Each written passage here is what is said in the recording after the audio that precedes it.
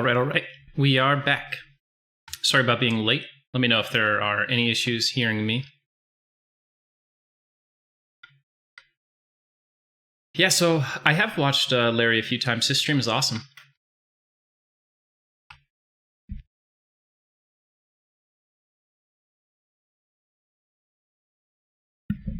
Yeah, his stream is super flashy, and it definitely is what convinced me to put a little bit more effort into mine.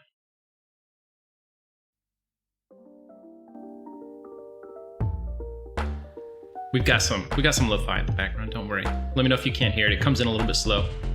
Ah, I see my my Discord bot has announced that I'm online, and it only took it an extra like 3 minutes.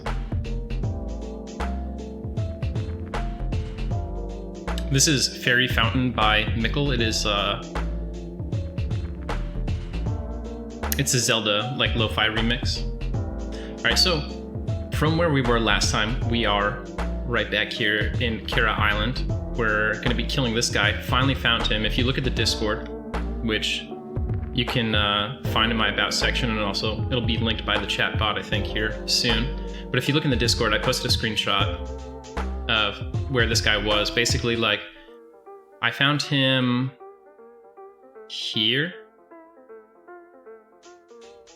No, it was here.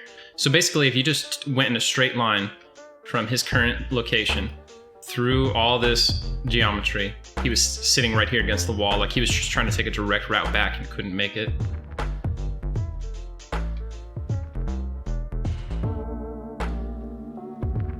Yeah, if they hit me on the music, we'll change, I guess, to a different type.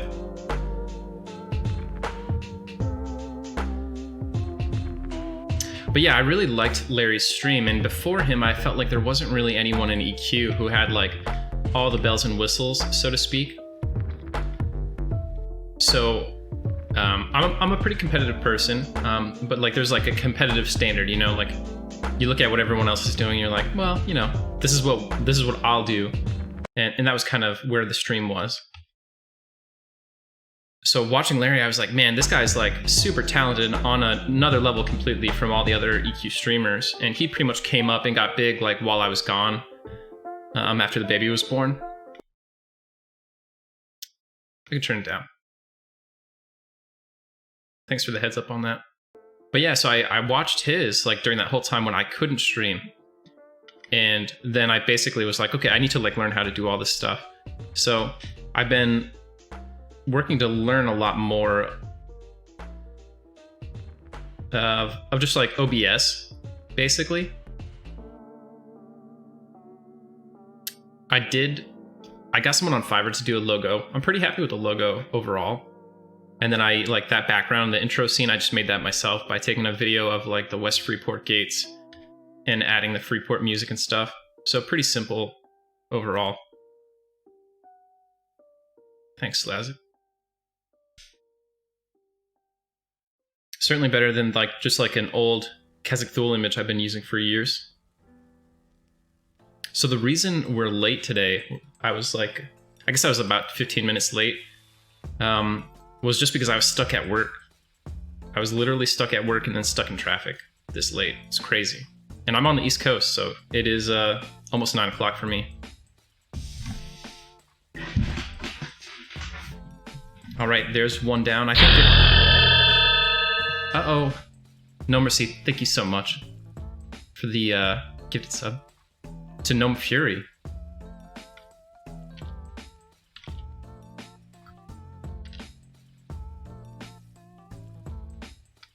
No, we didn't get hit with any snow. I was just, if you were like in the Navy, there's like a big thing that is going on right now that we do like every year, kind of like a training thing. And it can keep certain people really late, and that's just kind of what happened to me. No Mercy, thank you so much, buddy. By the way, I saw Shuck's ping in the Discord towards you. I think he's just jealous of your golden name.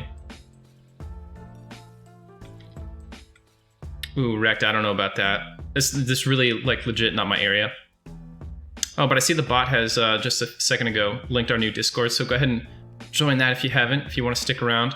That's going to be the place where I coordinate all of my future EQ stuff and MMO stuff. So like if we're going to be doing static groups, if we make like casual guilds or maybe even semi-hardcore guilds, that's going to be the place that we're going to use to coordinate it all. And it's the best way to keep in touch with me between streams.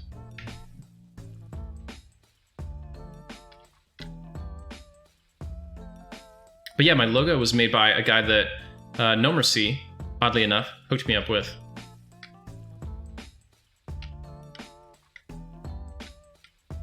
I don't really need to kill these guys, but I'm apprehensive, so I have a pretty good distance before I go KOS here, and we may as well get some EXP. Patrolling Tiger is dark blue. I kind of want to kill this so that it's not getting in my way. I would hate for this Pather to add more fighting the actual name, because the name's pretty tough. I think he's like a level 21 shaman.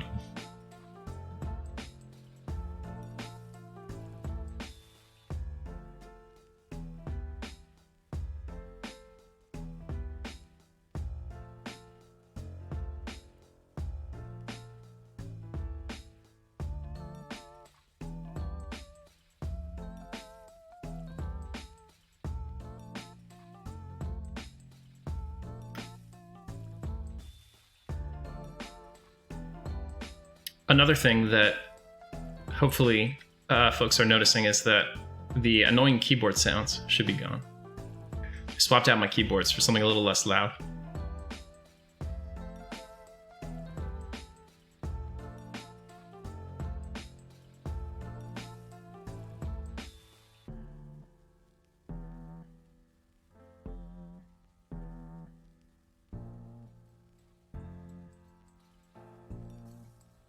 Yeah, you know, it still has some decent tactile feedback. It's like one of those keyboards that is meant to imitate the mechanical keyboard without being so loud.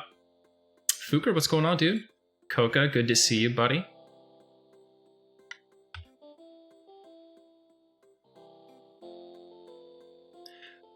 No, Zythan, chat scrolls on top. The goal is just above my my webcam there.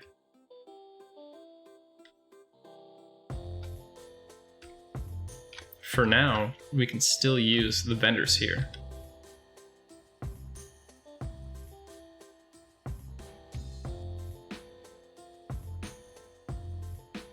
Not ready to go with the Bloodforge yet. This always happens. Maybe some of you guys can relate. I'll get a new piece of gear that's sort of like a side grade, like these. So this is what I had. I'm like, okay, these have better strength than Dex, but they are 4 AC worse than my Bloodforge, which is kind of a big AC difference for this particular slot at this level range, and they're a lot lighter. That's also worth noting. So I'm like, I'll put these on and just, you know, mess around with them, and then maybe I'll swap back to the Bloodforge gauntlets. I'm not gonna, no matter how long you guys watch this stream, I'm not gonna swap back to the Bloodforge gauntlets, but I'm gonna keep them there in my inventory and just think about swapping back, probably for a few sessions. Like right then, I could have just sold them and made like a plat or something, but I was like, nah, what if I decide I want that 4 AC? You know what I mean? What if I just make that decision? I'm not going to, but I always do that. It's kind of like when you hoard potions in video games.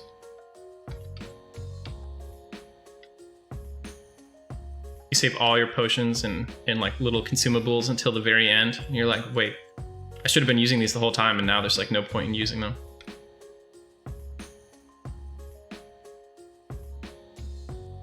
Right, yeah, now I'm just like hitting auto attack and like let fate take the wheel.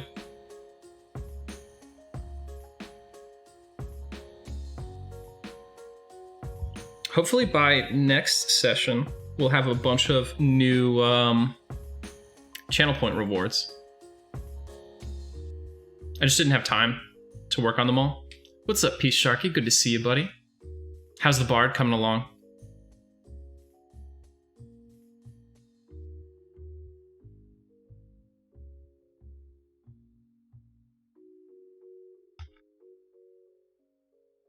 We have explored all the lore.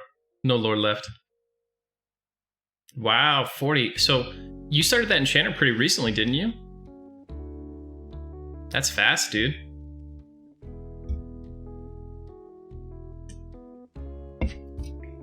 I should root this guy, but I want to see if he'll even run. I think they're not running. What other zone were we in where mobs were mysteriously not fleeing at all? Work that bind wound skill.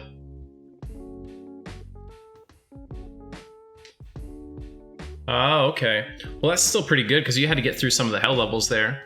35 is the first real hell level on P99, right? Not an easy level.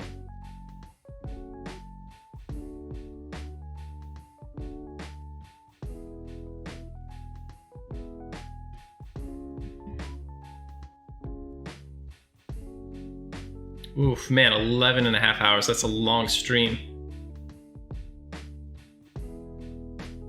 That's awesome about the Sky Shoulders. I was watching your stream in Plane of Sky last night a little bit. I love Plane of Sky, to be honest.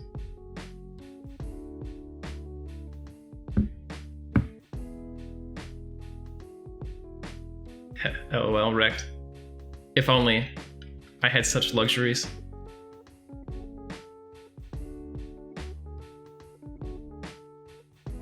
That's funny, Sharky.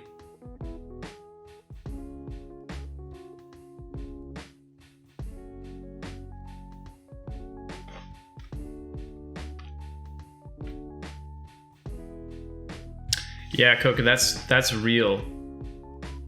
One thing I never want to do again in EQ is manage the Skybank. Right, and then like finally in Luckland, you're like, okay, we're just gonna delete all this shit. It takes you like 3 hours. You gotta log into like every character you have that's not your main.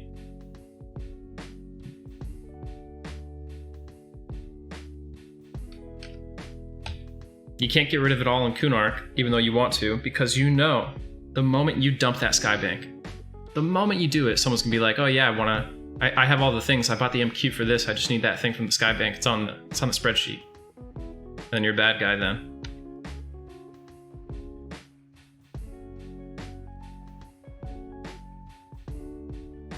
They should have just made it all. I don't know, maybe not even do like the quest like that. I was gonna say they should make it all tradable, but I don't even know if that would, officers would still end up holding the whole thing. There should be a banker in Plane of Sky that just holds all your stuff there.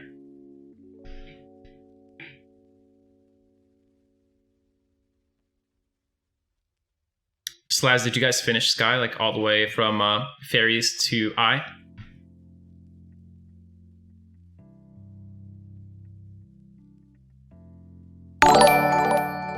Whoa, Showtime. Thanks for the host. How you doing, dude? Did you beat Pokemon?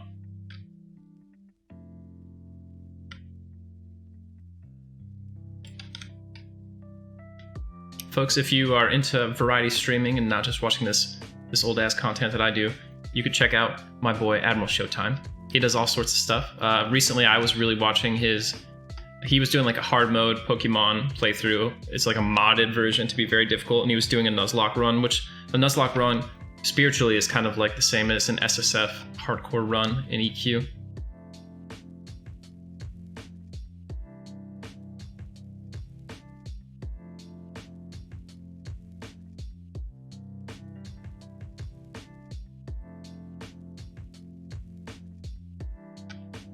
Yeah, Chinchilla, I mean, Sky was really cool when I first did it compared to like the rest of the classic raids, you know what I mean? Because like, you think about it, all the other classic raid mobs, you just park them in a corner and you beat them up and that's it, it's over. At least Plane of Sky, like, you have to do stuff. It was ahead of its time in many of those ways, but there are certain elements which make it super not fun, the loot being one of them. Like, you rarely ever kill a mob in Sky and you're like, sweet, I just got this piece of gear. You're like, oh sweet, like, let me look this up, match it to my tree of Sky items that I might need. Okay, if I just get this one other item from a trash mob, I'll be good to go. You know, you don't get that oomph, that satisfaction of like right-clicking the raid mob and seeing the Cloak of Flames there.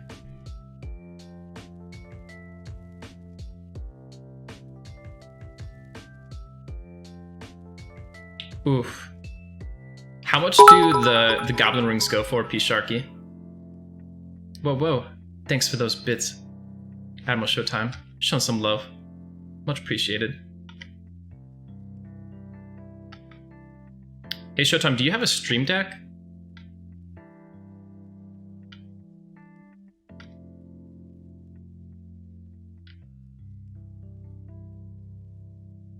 That is really good, man. Do you like it? I just got one. I got one today. It was like an early Christmas gift. Zaide with the gifted sub. Congrats, Showtime. I feel like I need to reduce that ding volume. Am I crazy? Or is it too loud?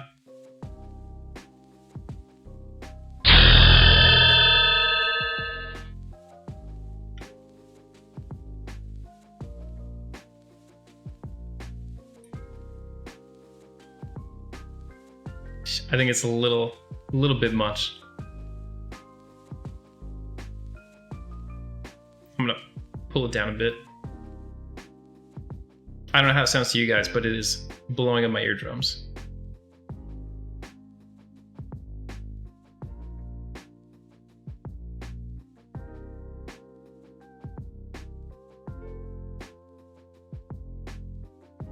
Yeah, so I added like new little custom sounds to like all the little things, like bits and donation, or not donations, but hosts, subs, follows. I think they all have different sounds now.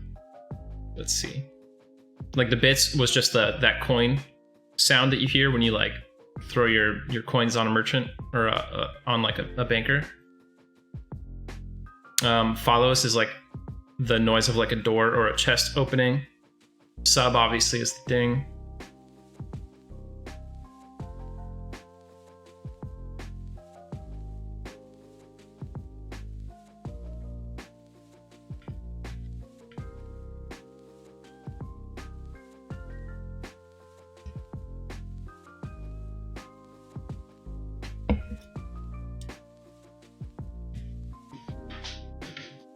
I'll show you guys. I got it like as I was coming home. So I've got it in a bag next to me. Just grab it one sec.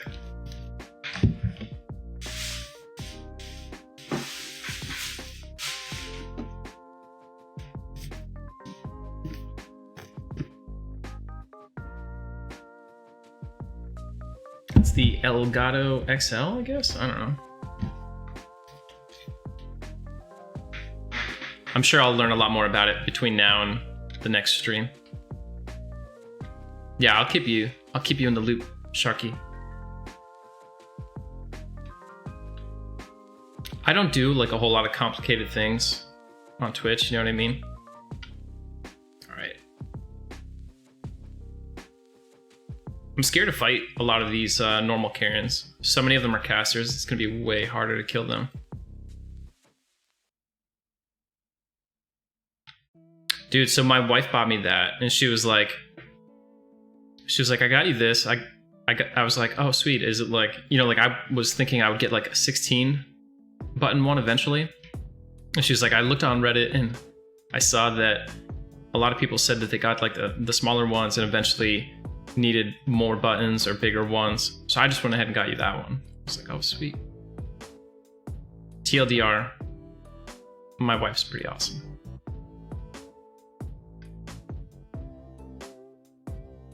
Telling you, man, Larry's leveling us all up. Can't be left behind.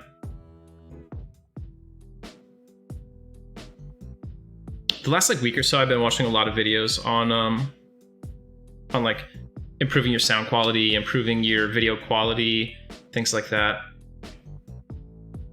Yeah, obviously Gnome as well. Gnome has like a crazy setup with all the cameras and stuff, so you can see his collection. Gnome is my top, most underrated EQ streamer right now. See you, Showtime.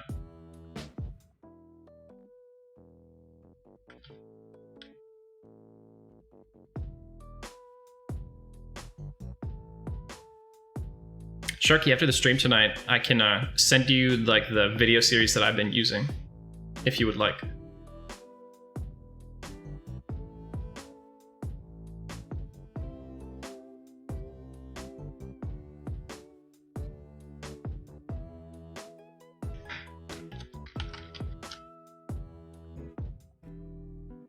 Oh, that's awesome.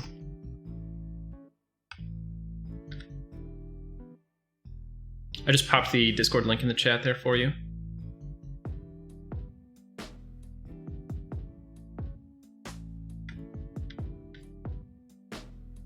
All right, we should have a respawn soonish here. Get one bind in.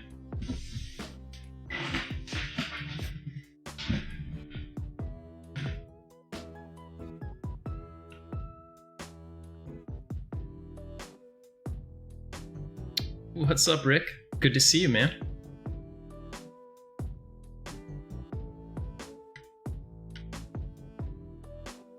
So what I'm thinking is, I'm not really planning on like any big guild or anything like that for the next TLP, because it's a lot of work and I won't have that much free time. But I'm gonna try to get a lot of us to coordinate static groups, and we'll just run around, like, you know, we'll level up and then casually do something. But it'll be cool to get a lot of people who are not used to that static group kind of leveling to experience it for the first time. I'll lay out all the Zems for everybody, and we'll go over like routes and stuff. All right, so this guy will be tough.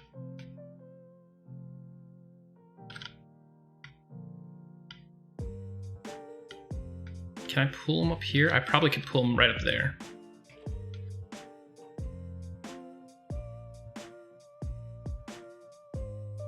I'm gonna put Cure Poison on in case he hits me with like something really nasty.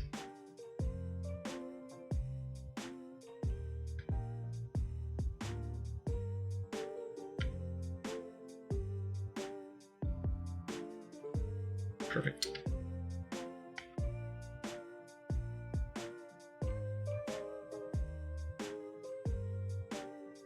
You know, Rect, I did not realize that you are Korzax. For some reason, I like forgot if you told me.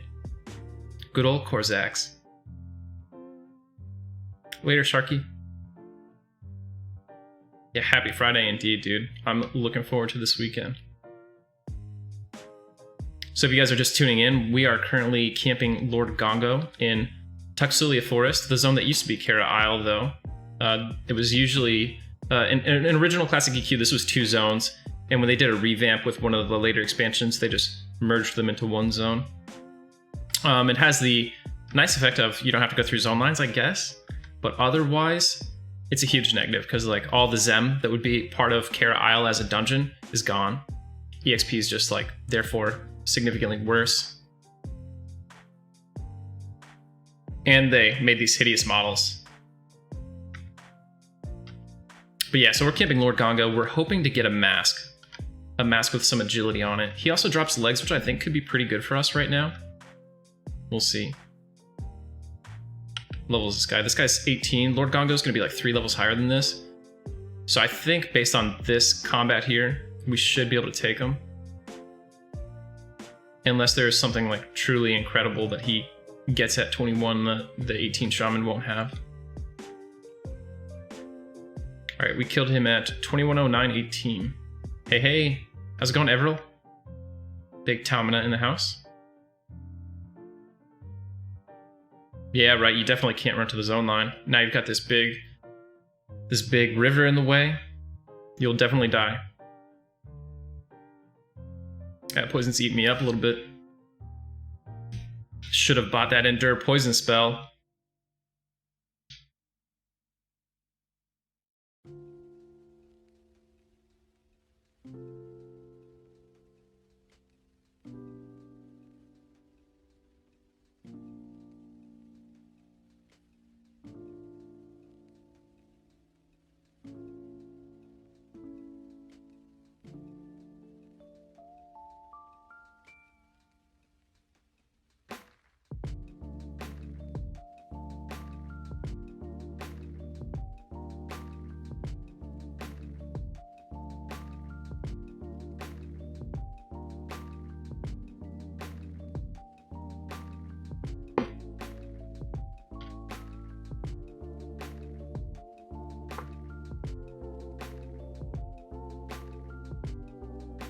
What's up, Glutes? We're doing great, man. How are you?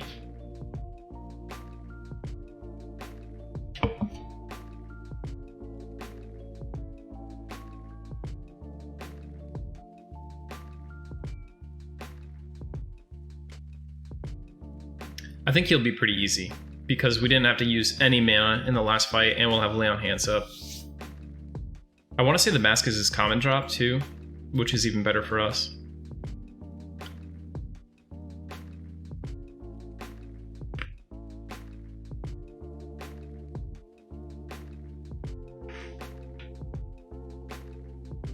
See, on my last Paladin, I did this all in the wrong order. I killed Lord Gongo and a bunch of other named in here, and then I tried to complete the Karen Toy questline, which means I had to do like all kinds of invis shenanigans to get my faction too indifferent to do the turn-in. Since I did it first here, I was able to just walk up and turn in the items. It was sweet.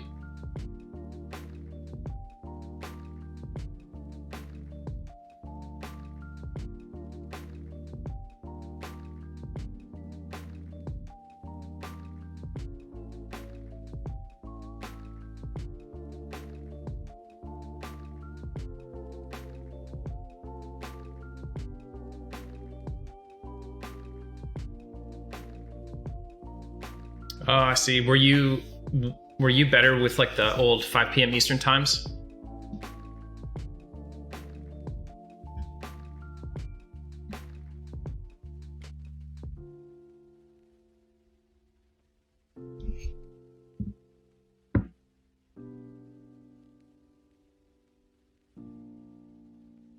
I should have enough time to get one more bind in before I go over the 70% threshold here.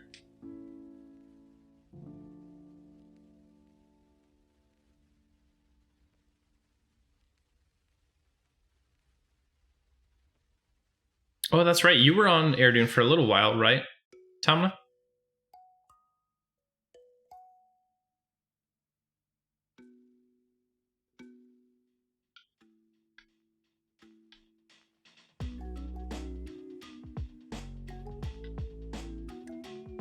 Dude, next time I do like a real guild, I'm just gonna be like upfront with it. I'm gonna be like, hey, this guild, every time there's a new TLP launched, it's gonna leave this server and go play on the next one. Or it's gonna split a little bit and play on the next one.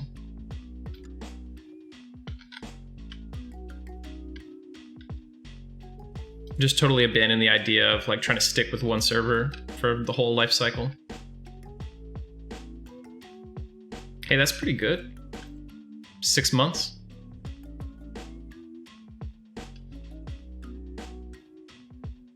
This is a good spot. Kunark's rough. You complete like all the Kunark content that matters really, really quickly, unfortunately. Yeah. Man, Glues, I was late tonight. I was like 15 minutes late because like I literally got home at 8:40.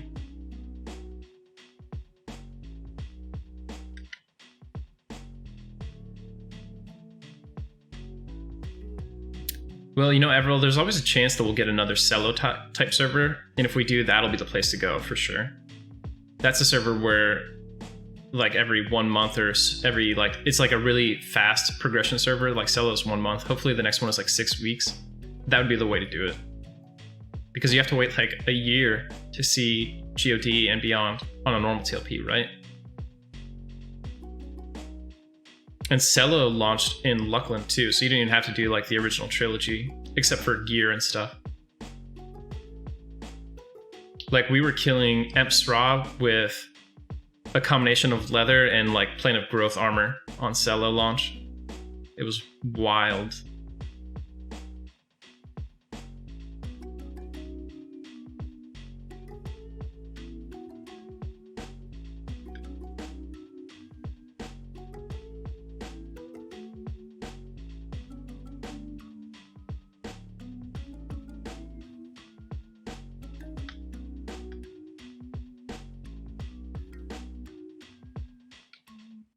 Dude, the crazy thing is like our kill time is slow and we're taking a lot of time between kills, but like the EXP here is not bad, even with the terrible zone. I got 2% for that kill. He's like 3 levels below me.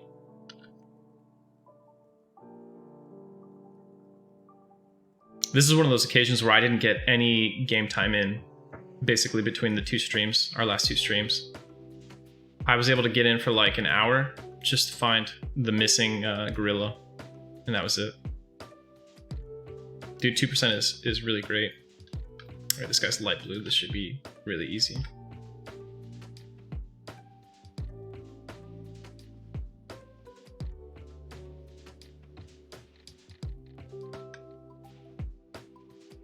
Yeah, if I was going to try to do just Gates of Discord and Beyond on like a normal TLP, like a 3-month timeline, I don't even know when the best time to jump in would be, you know what I mean? Because when you hit GOD, if you want to be there for the GOD content, you want to already be like leveled up and a little bit geared, because Gates is also one of those expansions where you can't just like walk in with the newbie armor on.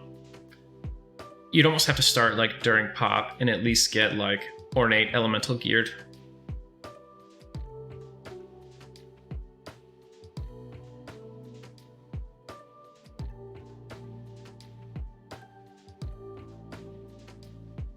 Zyko, good to see you, buddy.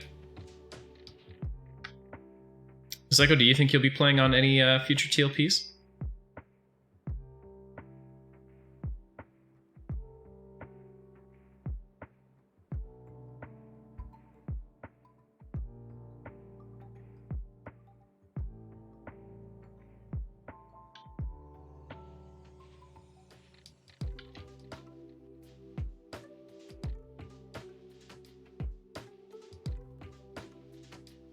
Yeah, you could join Air Dune at Pop.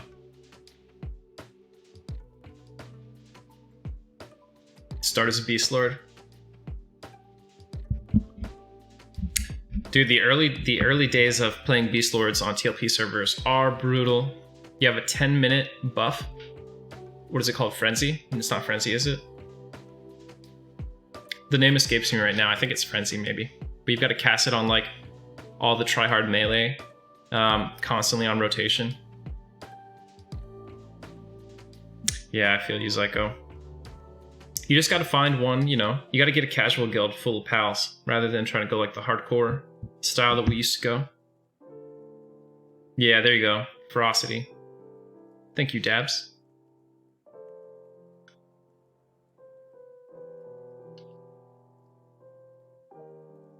I remember on my monk being like, yo dude, I'll pay you a chrono a month to keep me in your Pharaoh rotation. And to keep like that guy out of it. Whoever that guy was, he's usually like, you know, your best friend in the guild that you want to prank. That would be the dream, Leok. Good to see you, dude, by the way. Welcome back. We managed to locate the missing placeholder for Lord Gongo. We've killed it, and so far we've killed 2 PHs. Hopefully this third spawn will be him. Not that one, though. This is not even his PH. Yes, little fire. So Dabs, I started this Paladin on Mangler because I've got a lot less free time since I had my first child, which was, you know, like a couple months ago. And I liked playing on P99, I really enjoy it. But the reality is, like, I'm playing EQ 4 to 6 hours a week. So soloing 1 through 50 on P99 as Paladin it's just not in my wheelhouse in terms of time right now. So we went to Mangler where I can actually like have productive streams and make progress. Oh, why not Air Dune? I don't know. I had some reasons when I first did this, people were like, oh, why not Air Dune? I already did Air Dune up to 42 and level 2, level 50 mages on it. But Air Dune would be a lot more populated, which would be like a negative thing for us. I'd have to compete for a lot of my camps. And at this stage, anyone who was in like any of my classic camps would be like strictly chrono farmers. They wouldn't be the kind of people that you could like work out a camp rotation with. I know, dude.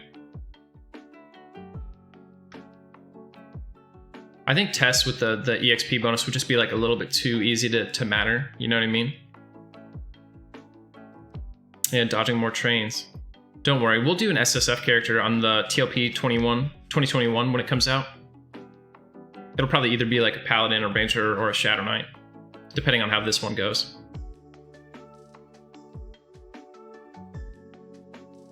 The first thing we'll do is record 1 through 50 in a group, you know what I mean? Like do our normal static group shenanigans. And following that, we'll do SSF.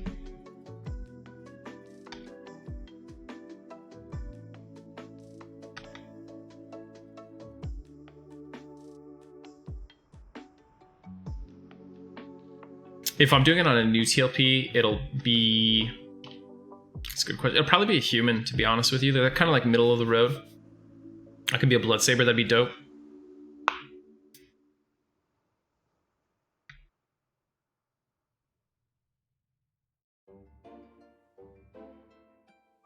Paladin's a lot easier to choose a race on, but like Shadow Knight, yeah, there's so many good options. Assuming we'll just like take Ixar off the table because we'll say we're doing this in Classic just for the ease of having the conversation.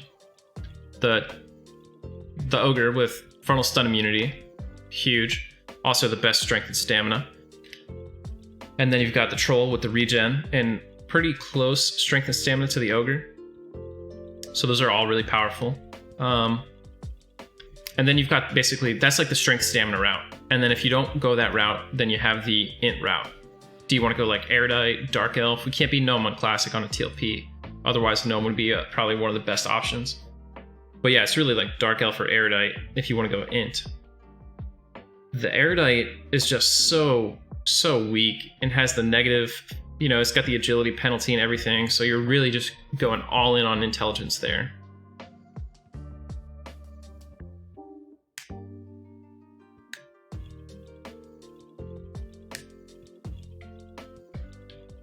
All right, so our next spawn over here is going to be Lord Gongo. Or as PH, but we're going to call it and say Lord Gongo. Ranger SSF, I think, would be dope. The hard levels in the Ranger, like, the Ranger's like inverted, you know what I mean? Most, actually, maybe not. So Ranger's going to be really hard until you get a little bit more of your toolkit. But once they get their toolkit, they're maybe the most powerful of the hybrids. Like, I think early on is hard for everybody, but Paladins and Shadow Knights have it a little bit easier, just a little bit, because Paladin, we have like the survive button, right, with LOH. Shadow Knights, you have the kill the mob button if you're not fighting something that's way too high for you with harm touch. But Rangers, you're like, I have track, you know what I mean? It doesn't actually help you for the most part, especially if you're someone who's doing SSF. Like, the people running SSF characters tend to already know a lot about EQ. Like, track is not super necessary for their gameplay. Telling you, right? Exactly. Spirit Wolf, Invis, Snare, Root, ranged attacks that you will never use. So many compelling options. Chinchilla, what level did your Ranger get to?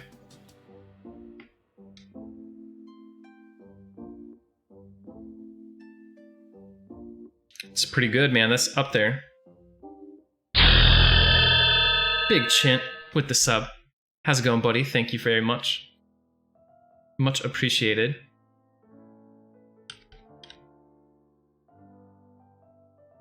You guys sometimes hear me talk about my friend who had never played EQ before, and his first time playing was like in my static group, where he was the first level 50 Shadow Knight on Agnar, and then he tanked Lady Vox for the server first Lady Vox and server first Finny kills.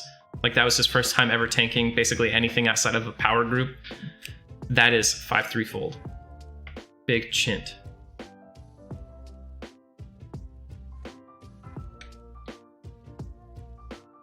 Yeah, Chinchilla, man, you did like only the roughest part of the Ranger run. That sucks. What race did you go, Chinchilla? That's another one where there's a ton of different races you could be.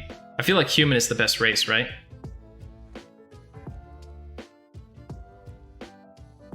Like, Ranger might be a little bit more melee damage oriented, like white text damage, than the Shadow Knight and the Paladin. So the wisdom might not be as big of a factor. That's fair. They look awesome. Yeah, right? Chint is the legendary noob.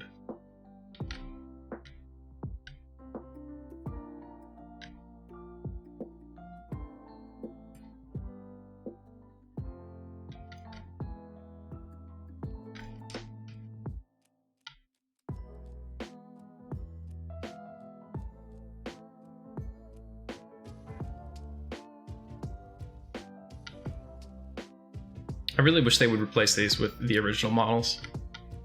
They did like most of the other classic content has like the old school model now.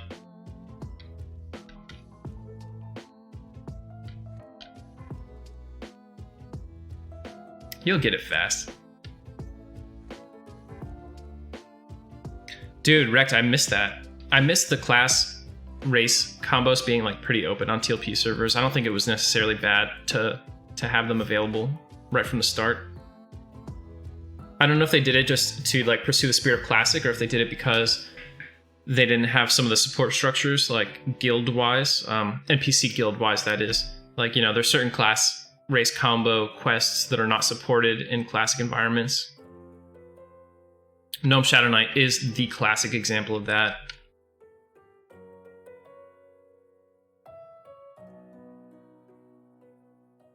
Ooh, PH.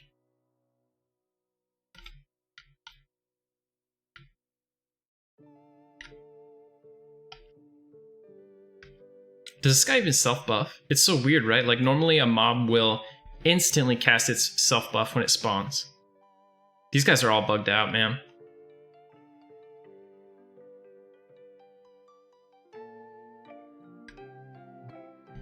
But yeah, Chin, you can get like 99.9% of all the game knowledge you need to know within just like a small amount of playtime. You don't need to know like encyclopedia knowledge like some nerds have. Not naming any names. Dude, Glutzy, you should get her into EQ, be like, hey babe, you know the best way to get into the lore is playing for yourself. You could talk to some of these really cool guards. You know how I got my wife into Everquest, dude? I was like, there's this class you can play that has a pet. And she was like, sold instantly. Little did she know it was just a giant glob of triangular earth.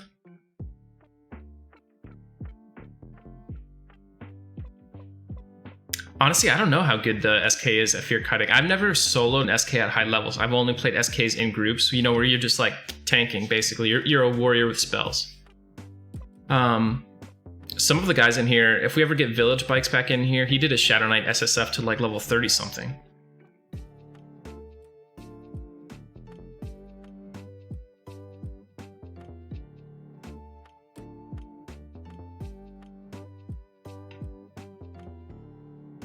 What I will say is the low level fear works across like the entire leveling spectrum for the most part, and it's really mana efficient.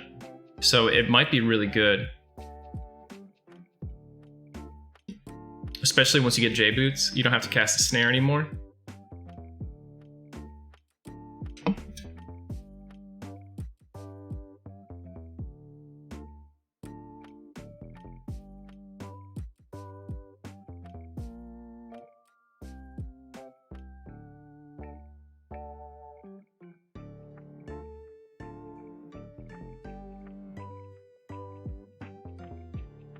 But yeah, I think I would go human for the Shadow Knight because, like, it's just the best of both worlds. You're not so weak like the Erudite and the Dark Elf, and you're not, like, drooling on yourself like a shaman, or sorry, like a troll or an ogre. Even though the troll looks so cool.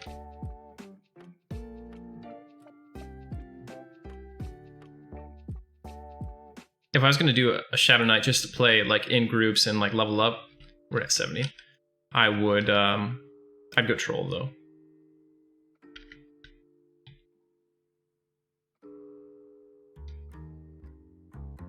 Dude, there are not a lot of good MMOs out there right now. Chint, was it me and you who played Dark Age of Camelot for a while? We like randomly played the classic Daox server.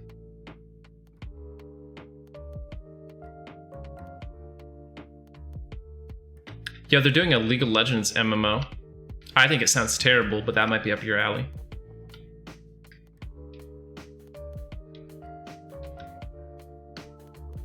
Okay, it just dinged on me that OSRS, old school RuneScape.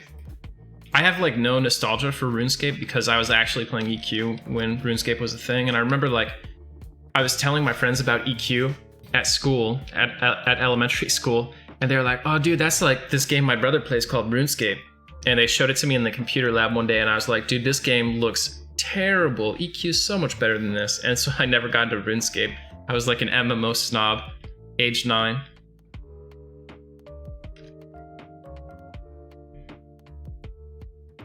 Dude, there's I would say there's like a 0% chance that Riot doesn't just make a terrible WoW clone, right?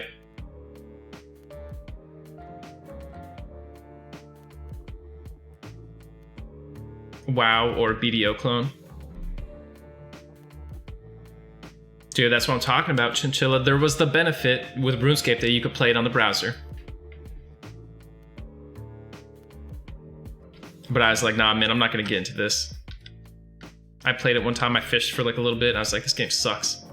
And I went back to like that Windows like skiing game where you're like just going down the hill the whole time. Still apprehensive, so we have a ton of kills here. We're golden.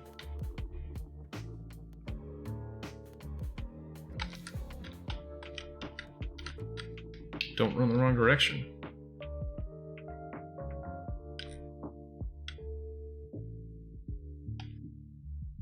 Right.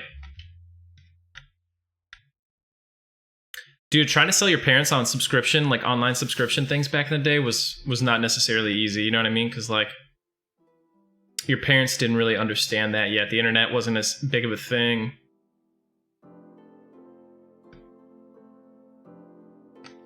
Everyone thought everything on the internet was a scam. Unless it was actually a scam, in which case they fell for it 100%. I was lucky that I had like an older friend, like a much older friend, who introduced me to Everquest, and he was like, nah, it's legit, and like convinced my family, so they were like willing to let me play it.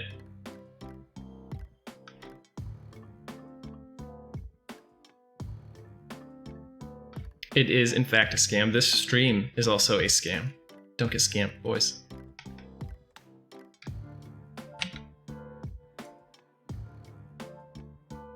Oh no, Liak. No, say it ain't so. You know, Liak, I think last stream was my birthday, and now I feel old.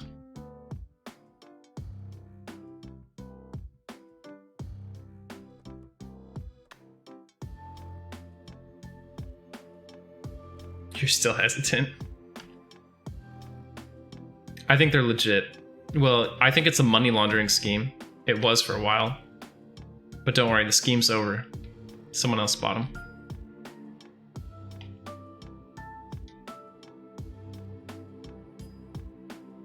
Dude, as soon as I like get on Twitch, I get one sub, I just go black instantly. Turn it off. Thanks for the $5, nerd.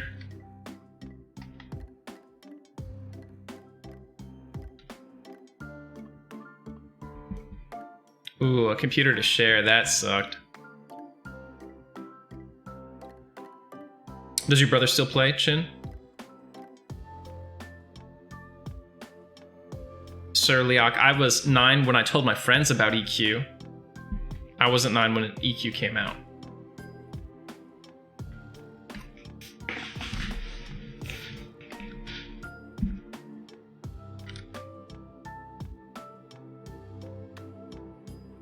Dang, that's crazy, Slasic. That is like really old school. I didn't know that.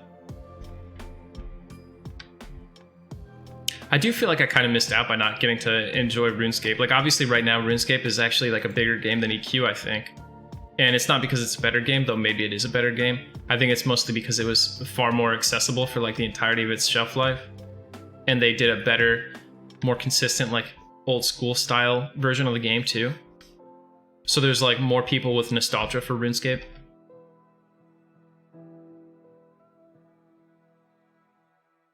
You cried.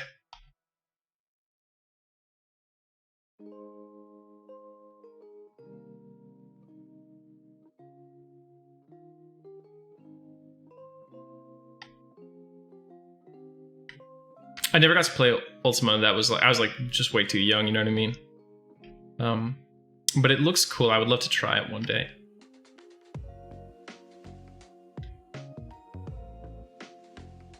I never cried playing EQ, but I did get suspended one time for saying mean words to someone on a PvP server.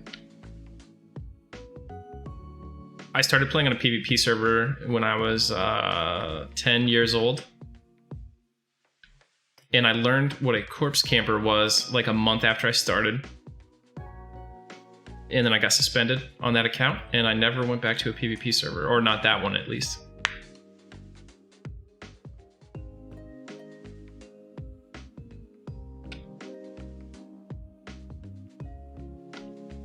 Dude, I was like a little kid getting camped in Crushbone.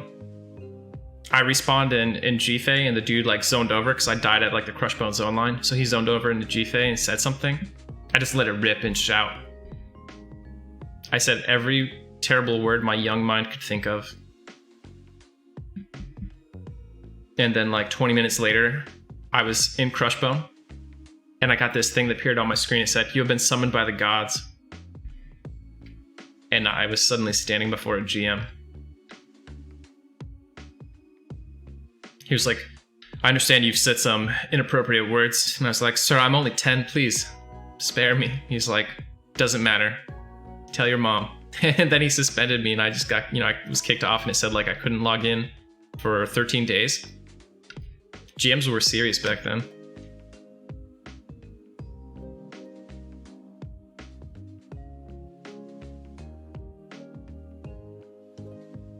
Whoa, for 3 years. I didn't know they did that kind of duration.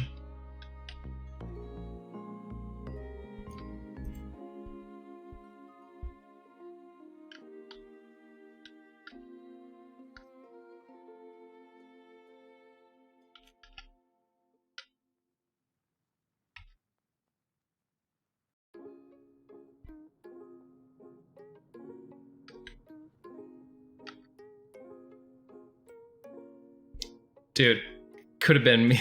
Could have been me. How crazy would it be if we were reunited after all these years?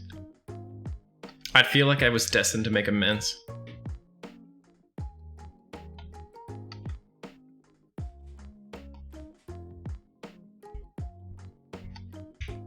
I've told this story a bunch of times, but GM involvement is also how I got the name Zaide. Like my character name was Captain. I was a ranger named Captain, and I was in Crystal Caverns killing stalagmites, I think, and spiders. And this GM summoned me and said that my name was reported because you're not allowed to have names as like titles as names. And he's like, "You need to change it." I was like, "Can I have a second to think about it?" I forget if I came up with it or if he came up with it. But either way, I left that confrontation with the name Zaide instead of the name Captain.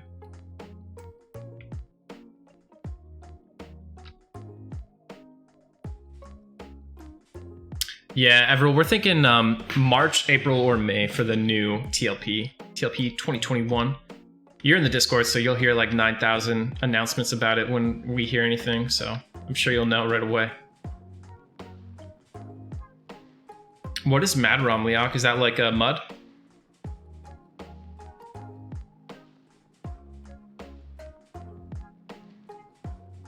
To Figgy. Hey, Marcaria, by the way, I haven't seen you in a long time, dude. Good to see you back in the chat. Sir, Fishnuts is my roleplay name. I'm a halfling.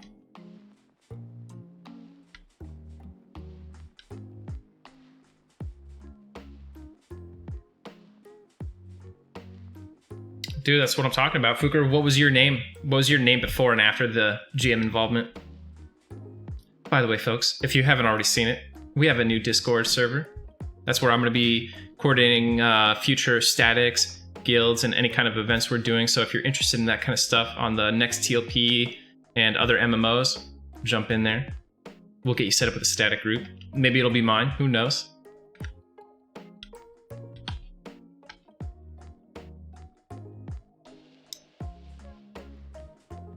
You can just hit the !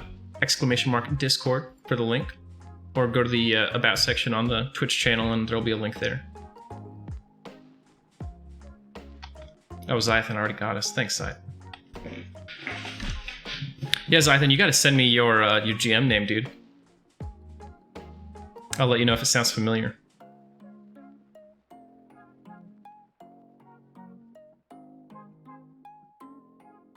Glute's MUD is multi-user dungeon. It's basically like a text-based MMO that you would play in like Windows DOS, MS-DOS. Uh-oh, Leok, you broke the rules, dude. You sold a character? No. Say it ain't so.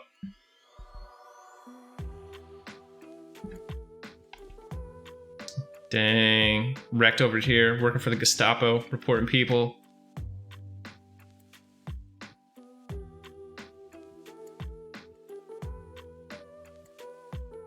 Oh, that's cool.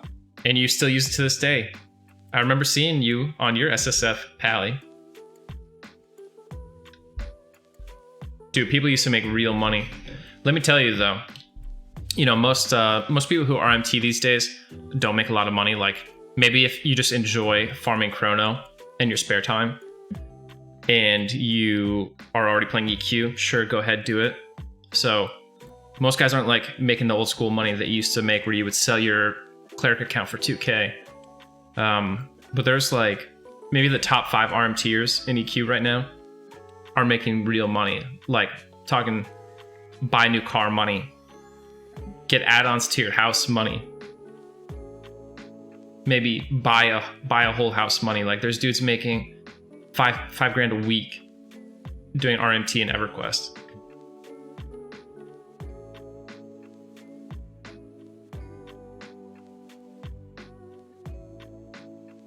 That's why it's always good every January to send the popular EverQuest RMT websites to the IRS. Just remind them, hey, IRS buddies, please check these dudes out.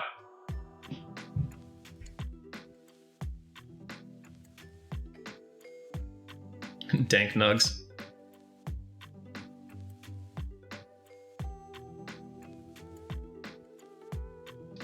That's a lot of money, Leok. I mean, remember how much fungies used to sell for? Yeah, no, they are using private MQ2. They're not using stuff that like random scrubs have.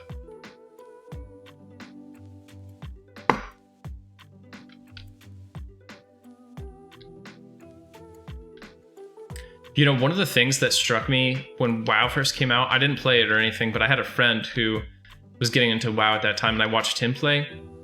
And one of the things that really stuck out to me was like how the names were so crazy. Like I was like, man, you could just name yourself whatever you want in WoW. Like in EQ, I would say like a good 90 to 95% of the names were like Zaide, you know what I mean? Or like Zaide or Leok, like they're names that kind of blend into the world.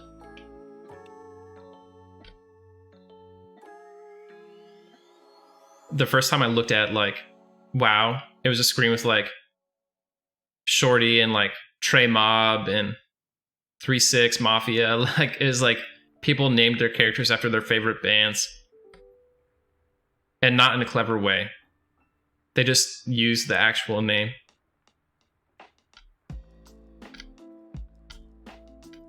Man, I really don't want to mess with any of these. I think no, Ghazi's spam blind.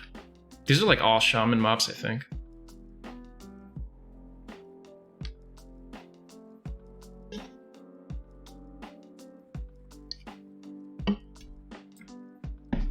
That's crazy. I didn't know that Ultimate accounts went for so much.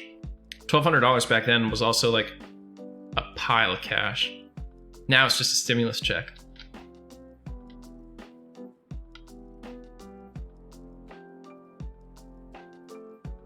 Wow. So you sold it like in the OG early days.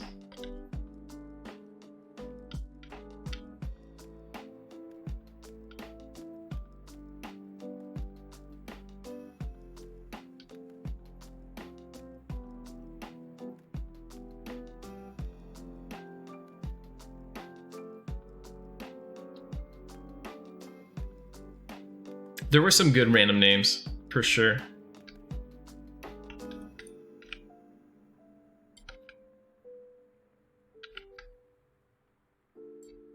Look, this guy's a Karen shaman. We know 100% that this guy's a shaman mob. He has been up for days. He has no buffs. He's not self-buffing. It's so strange.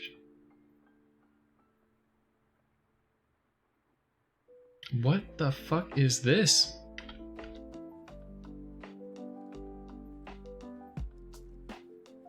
Nah, dude, get out of here. We don't like that weird shit around here.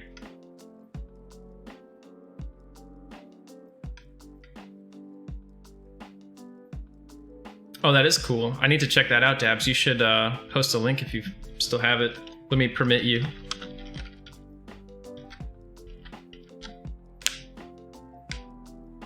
Dude, that's actually a really good point. It's a really good point, Zython. Oh, folks. Now's our chance.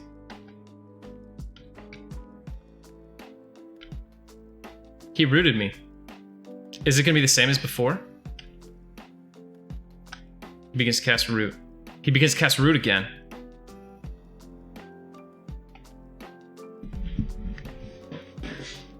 Big Gongo with the root spam. Level 20, okay, so not 21. That's good, he's blue.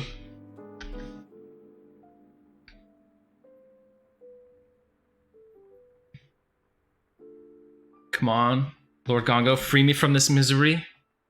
Go kill real mobs in real zones.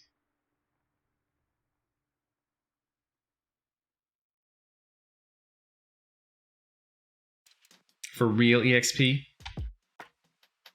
Give me your mask, sir.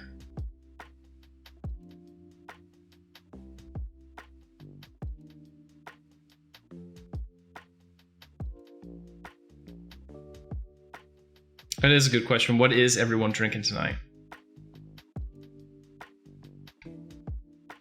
This tainted breath is doing work on me right now.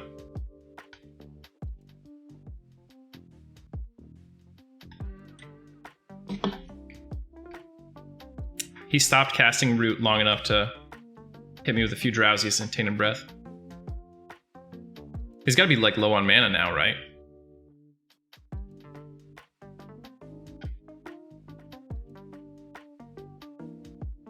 That's the part where we root him. Baja Blast. Tainted breath. Uh-oh. Refreshing it.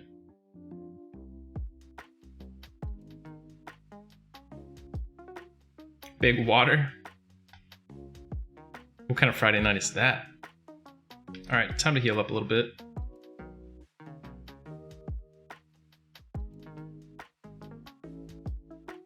I think I need 2 casts to cure this stupid tainted breath, unfortunately. But it's like 80% of this guy's DPS. Is he gonna recast it? I don't think he has the mana to recast this.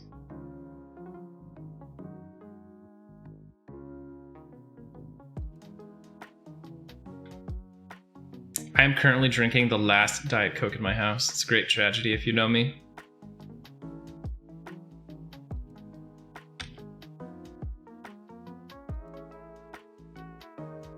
Too easy, chat. Lord Gongo never had a chance. Unless root breaks and he runs away at so speed and gets like 10 ads. Or if the shaman over there spawns and heals him instantly.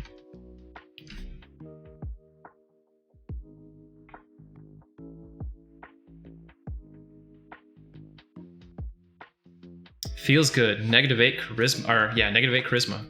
Gotta love it.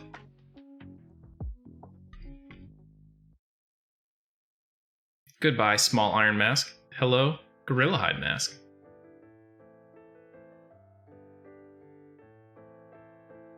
Gorilla hide mask weighs more than a piece of iron that I wear on my face.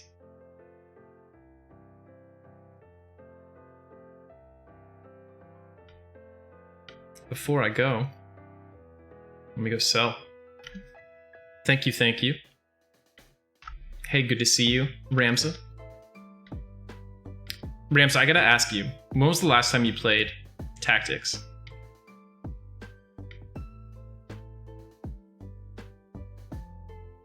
Yeah, he's not as broke. He was still casting it a lot of roots, but he wasn't just like spamming it and that's all he did.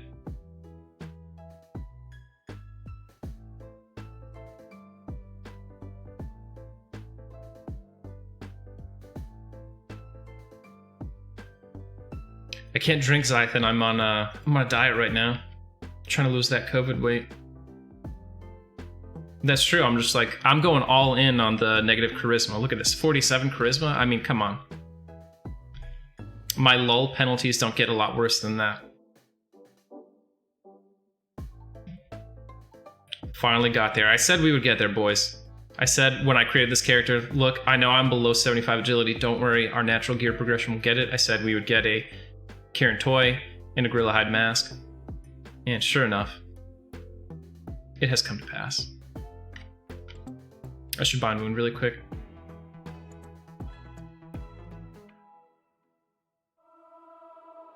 Hey, thanks, Revs. That is it for Kara wrecked. Nothing else in there that we want. Dang, Dimitrium. I actually don't think I've ever seen anyone get 0 charisma before. That's awesome. So next we're gonna go focus on EXP pretty much, I guess. We'll probably go to Unrest. You know what we could do? I don't really want to do this, but what we could do is work on the Cracked Darkwood shield. Last time it took me 1,000,000 years. The benefit is it has 9 strength, but like you only use it when you don't need strength because, you know, you bandolier in just to do the bash. So I think I'm gonna leave that go.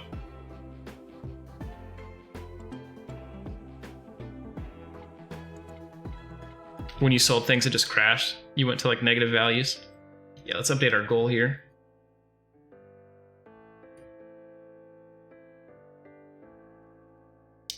Goals. Properties. I think the next big thing we want is the Bloodstained Tunic.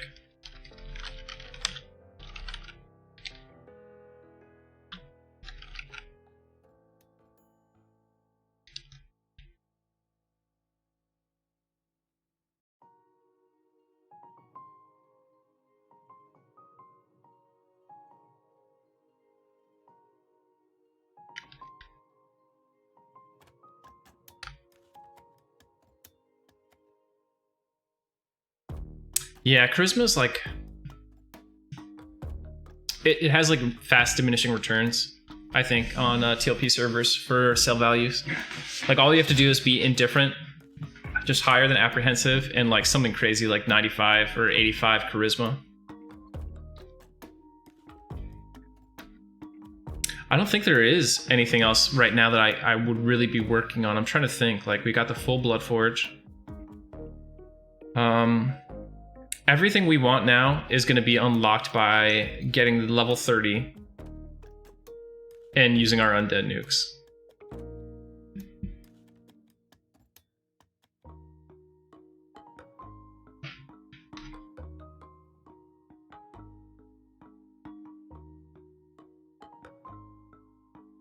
Because as soon as we ding 30 and we get our first undead nuke, we'll be able to like wreck 90% of unrest.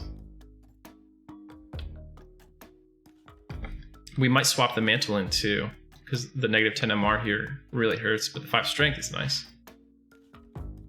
Now we're going right to unrest, man. We're not gonna do it too safe. Oh god, look at this terrible pixie. No.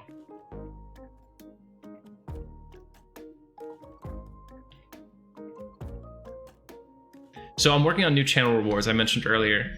I'm gonna have it so that like there'll be a reward that says like Skeleton, Ice Giant, Spectre, whatever. Like it'll be a bunch of random EQ, iconic classic EQ mobs. And if you click it, you know, if you spend the channel points, it'll bring up a quick video of like let's say an Ice Giant, right? He'll just like appear on the screen, do his attack animation. It'll use his attack audio. So you'll hear that stupid like noise that they make, and then it'll go away. I'm gonna try to add like a bunch of those. Just for fun. But anyway, I need to get like a... Leok, come on. No PGT? It's in the bag, dude. You know. But we have better than the PGT. We have the XR Berserker Club. Talking about 7:18 ratio. Zaide's gonna be spamming those slain nulls. Dude, that's a good one, Dimitrium. I'll get that.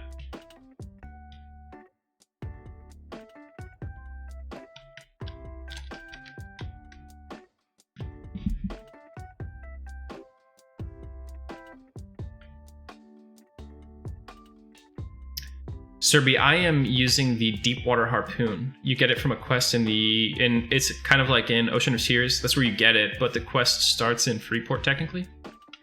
You basically just pass around this potion, and why am I even here? What am I doing right now?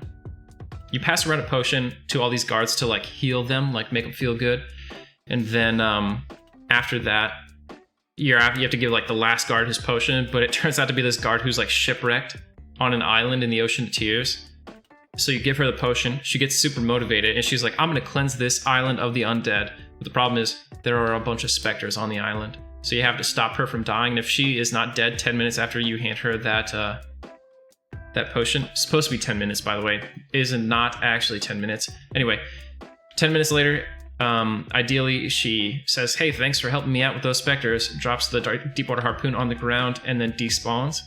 But on Airdoon, it's broken. Sorry, on all EQ servers, it's currently broken, except for emulated once. Instead, what happens is you spawn her, you do the hail sequence, and then she stays seated as long as you don't give her the potion. And then when she despawns 30 minutes later, she just drops it. So I went there without the potion, did the hail cycle, and then I was gonna wait. I accidentally aggroed 3 gargoyles who were yellow to me at the time. And I was like, oh geez, well this run is pretty much over because you're surrounded by water, you know what I mean? So you can't really flee effectively. You know what? We should pass some things off while we're over here. So I'm like, yeah, I can't flee. So I was literally strafe kiting 3 gargoyles around Undead Island for, I want to say 30 minutes. At the 30-minute mark, they all just like lost aggro simultaneously. So I think there might actually be a maximum duration where mobs will chase you if you don't interact with them in any way. Like if you're not DPSing them or doing anything and they never come in melee range, they'll just lose aggro. And the gargoyles and skeletons on that island are KOS to each other. So as soon as they lost aggro with me, they jumped on these greater skeletons and I was good. I don't think the IBC is. I think the Deepwater Harpoon just barely beats it out. We did a little math on one of the streams, but I just trusted chat on this, so correct me if I'm wrong. Let's look at it. Deepwater Harpoon 1840 and the IBC 718. My brain is too smooth to do this one, guys. I leave it up to you. Nah, Revs, I'm keeping it like classic Kunark. I don't even think I'm gonna touch Velius.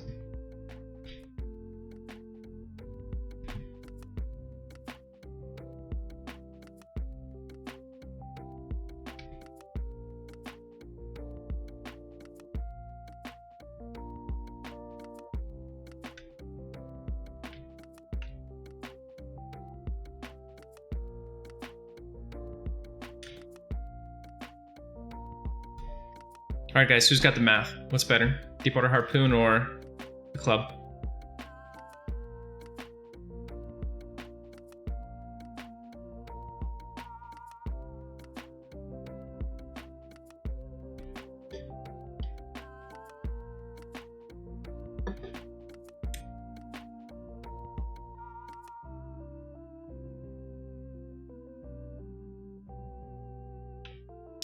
I think both weapons have a damage bonus. They did something terrible a while back where they like normalized damage bonuses. Didn't they? Someone could confirm this. They did some huge damage bonus change years ago now that it was basically an all-around nerf to two-handed weapons.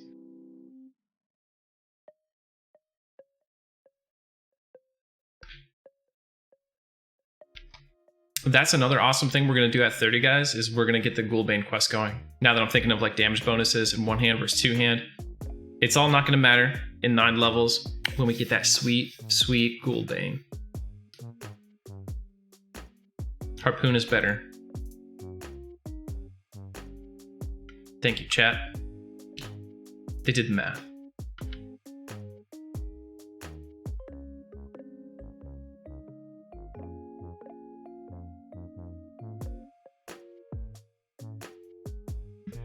So guys, I have been thinking about, well, honestly, the Ghoulbane ratio like doesn't even matter because it's all about the proc. Like the Ghoulbane procs for like 112 or 150 damage. It's a big enough proc and it procs consistently enough that if you're fighting undead, like screw the ratio, you know? So I've been, I've had more free time lately. We moved the streams to the evenings. I've been thinking about adding a third night.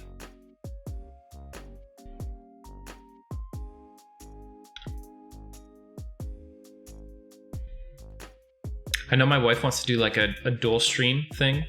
We're getting ready to like add, maybe after like the holidays and stuff, we're gonna add like a second desk to my game room here with like all her new PC and everything on it. So at that point, we might have a third stream night, and it might be like not SSF, it'll be like duoing or just random grouping and stuff. And it'll be the both of us, I'm thinking. It'll be a lot of fun for me. It'll be good for my my spouse faction.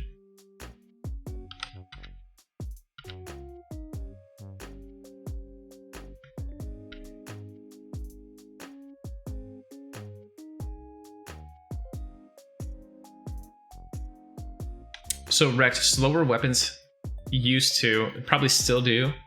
Like I said, I'm fuzzy on this because of the old patch, but the slower weapons had a larger damage bonus. So like if two items had the same ratio, but one was slower, you would use the slower weapon. Unless you were trying to be a tank and get aggro, you would use the faster one. But yeah, if two weapons had the same ratio and one was slower, you use the slower one because the damage bonus is better. And right now, like, damage bonus is really important on raids because of mitigation of the mighty. During classic through pop, like, damage bonus is not mitigated by the increased mitigation from MOTM, which is like one of the big reasons why it's worthwhile for monks to use weapons on raid mobs, even though they have really powerful fist ratios.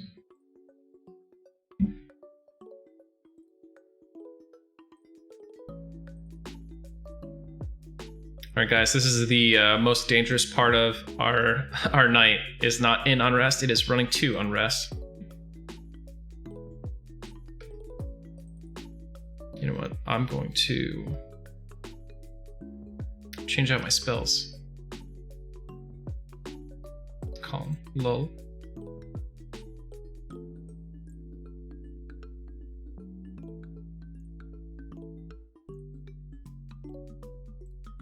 I wish I had a Cloudy Pot on me, yeah, for sure. But I do have IVU. There's a few skeletons. Like, I could feasibly run into an Undertow skeleton out here. And I don't think it would be a huge threat, but it could pin me down just long enough for, like, a Tidal Lord to walk up and be a problem. So we'll IVU when we get to, like, the valley here. Really? You run right at the water line. Dude, I always worry about running at the water line because if something pops out of the water, you have no time. You know what I mean? Like, it's got you. If I hug the outside wall, at least I have like a little bit of control, you know what I mean, over what's happening. Though there are a lot of blind spots. All right, Rect, I'm gonna try the water line, okay? If I die, it's on you. My next character will have a surname, Got Wrecked.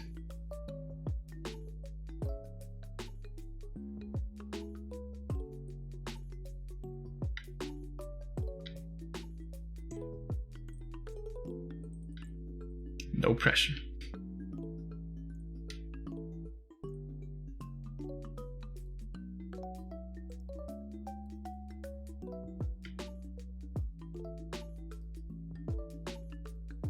Oh snap, boys. We are at or tied for the top human streamer in Everquest right now.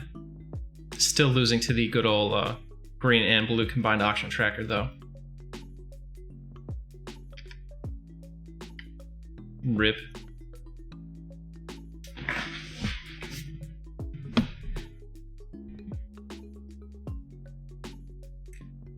Heals, they're not against the rules, but I actually forgot that they existed. I think my old character had one. Dang, dude, look at that aqua goblin that just came from the water line. Oh god, I'm gonna regret this.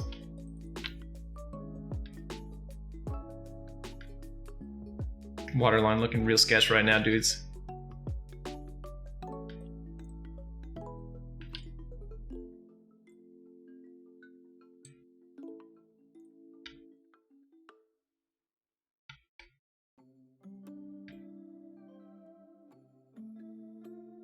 Trying to read chat, but trying to also not die. Yeah, I should save up and get some of those Augs.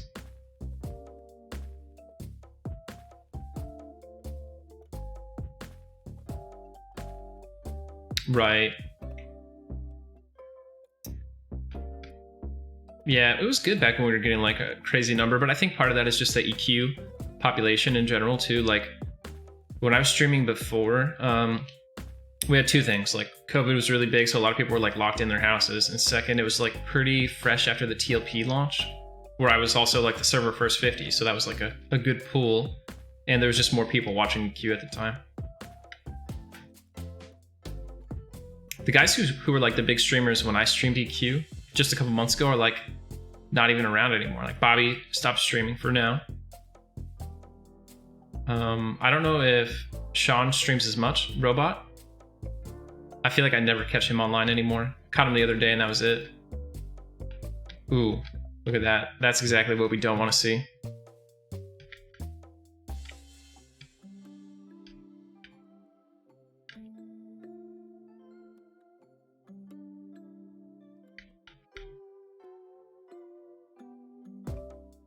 Troll SK will be awesome.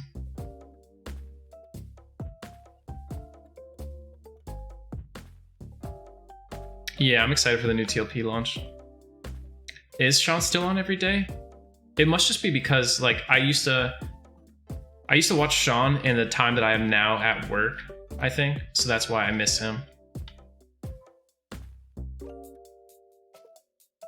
I think Bobby just got bored. I think Bobby will come back when we get closer. All right, Rect, your faction with me is still ally. Yeah, LF is a lot of fun to watch. He's got a cool vibe. Bobby was certainly the best of us. I think Bobby was definitely the best. Well, he was the most entertaining person to watch on Twitch for Everquest. In terms of like stream quality, I don't think anyone comes close to Larry. Larry's the best streamer, but Bobby's more entertaining than anybody. It's the stoner vibe, yeah. What we talked about for Hefe.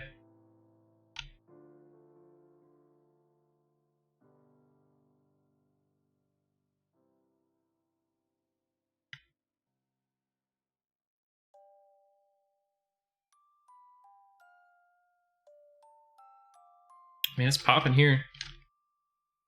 There is one other person, though.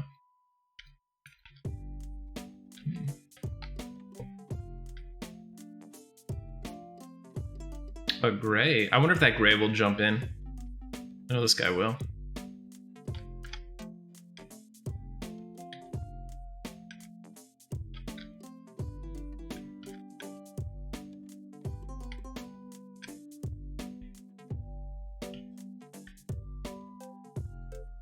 Dude, so agonizing to see this thing aggro me.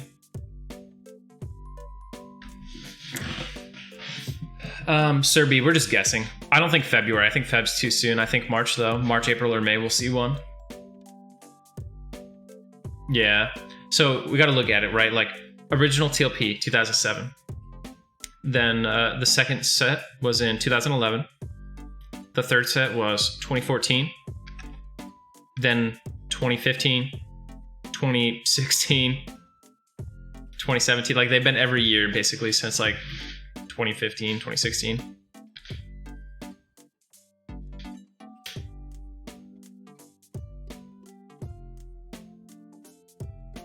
I assume that new company that just bought Everquest is going to want to make some of that money that they've been hearing about.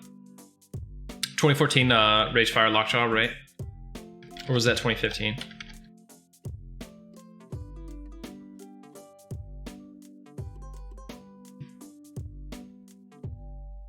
But if they don't do another TLP, right? If they don't do one in 2021, that just means when they do one in 2022, it'll be that much more hype because there'll be so many more people who are like frothing at the mouth to play a classic TLP. It was 2015. Okay, that makes actually more sense. So 2015 was Lockjaw, Ragefire. 2016 was Finny. 2017 was Agnar. 2018 was Cornav. 2019 was Mangler and Cello. 2020 was Airdoon and Rizlona. So we've had a huge number of TLP servers in that small period of time. And then 2014 was that the Quorum server? I think 2014 maybe it was Quorum, or was that even in between the other ones?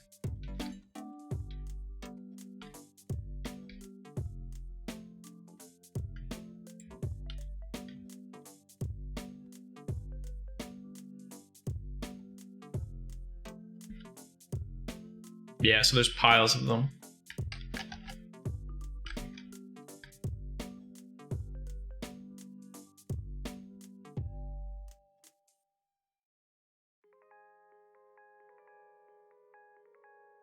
It's kind of like, yeah, Pippi and Volek were 2011 Tamina.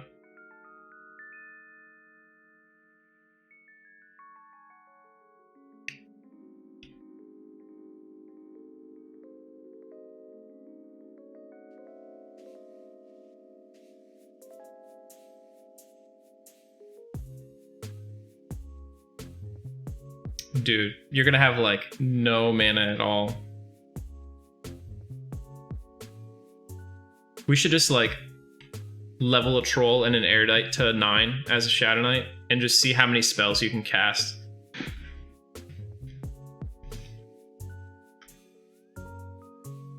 How many more life taps can you get out of them?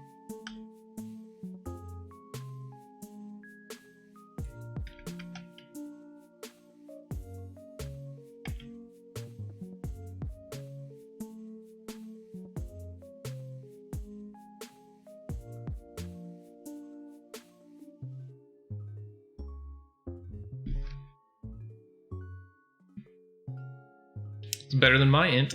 59. Oof. Yeah, with that forehead. Indeed.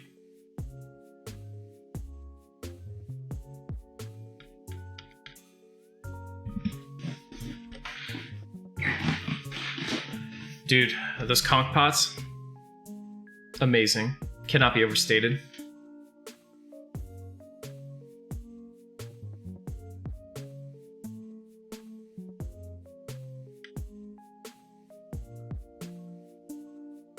Alright, we'll knock out some bind wounds and then we'll start clearing room by room over here.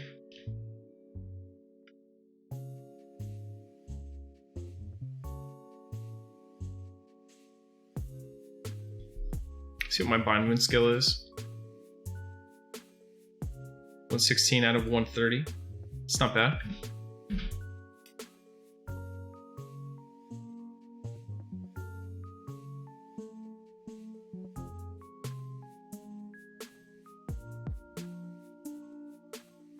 So if I max it out, I'll be able to bind wound for about 33 HP per bind.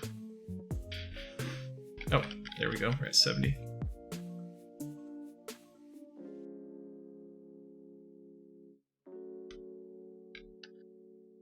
Why, hello there.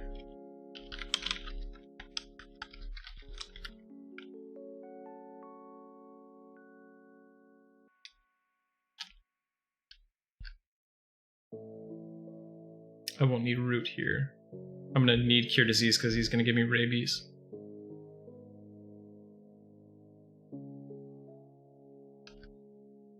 Taunt him through the wall.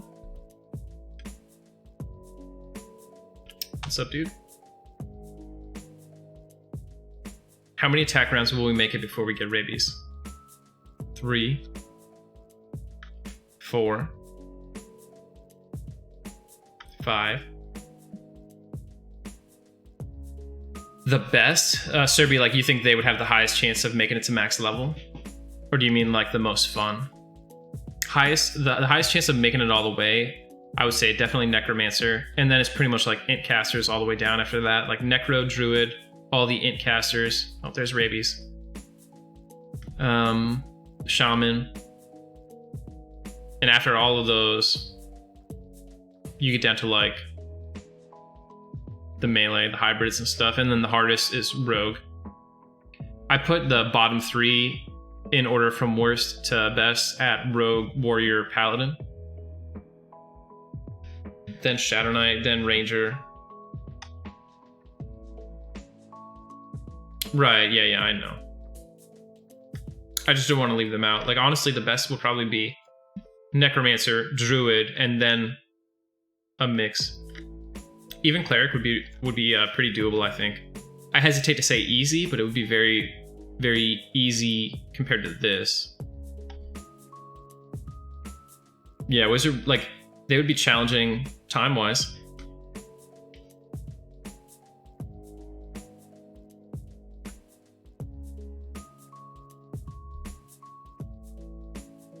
Even Bard would not be super hard.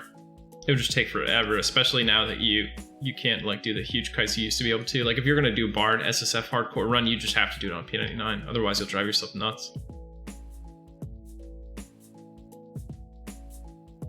Cure my hour-long rabies.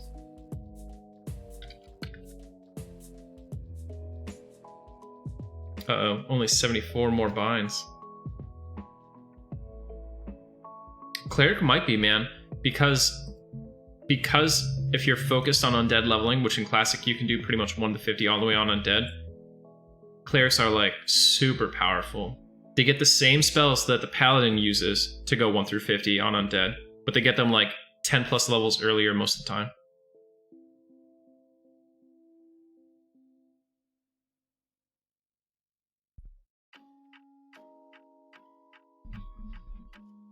Yeah, Bard is really, really bad on TLP servers, unfortunately.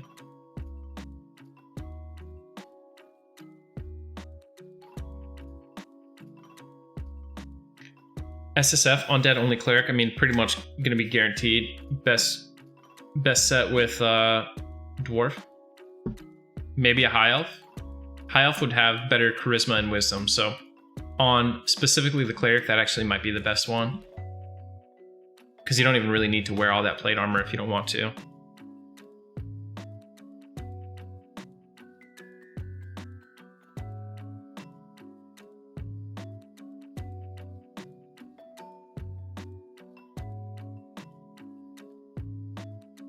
Dude, high tech is so easy. I just bang on the wall and say, hey, fuck you, dude.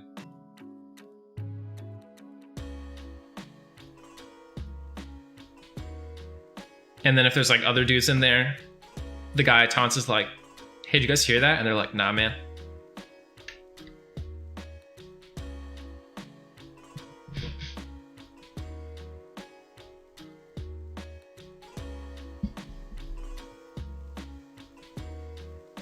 Dude, you watch heals. If you watch this stream in like 3 or 4 weeks when I'm level 30, I'm gonna solo the basement like crazy. I'm just gonna crush the whole basement. I've never watched Letterkenny Slash. Hey, nice to catch you as well, Everil. Hope to see you again sometime soon.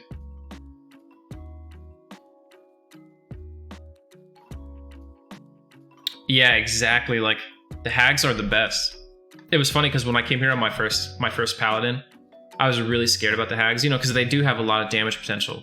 But I was like, man, I could blow them away in like 3 nukes. It was glorious. So, I mean, in comparison, though, a cleric would just be, like, disgusting. They'd have, like, a whole tier better nuke. They'd just be out here deleting hags. All right.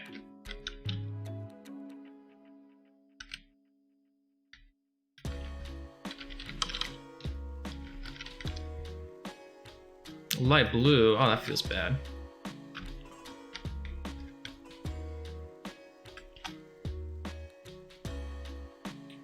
What's going on, Nova? Yeah, back in Unrest. There's no gear we want that we can reasonably camp right now. So, just focusing on EXP. We'll do Unrest all the way to like level 40, basically. Then we'll go to Lower Guck. You know, we're going to take a break in Unrest to do some questing. Like, we're going to do the Silent Watch Shield quest. And we're going to do the Ghoulbane quest. No, Rect, I haven't. What big exploits are people whining about now? What's going on, Wonker? Good to see you, man. Our bot just posted the link, but just a reminder that today is actually the official launch date of our brand new community Discord server. That's where I will be doing all my future EQ related coordination and stuff, forming static groups, forming guilds, etc. If you want to get involved in any of that kind of fun and shenanigans, jump in there.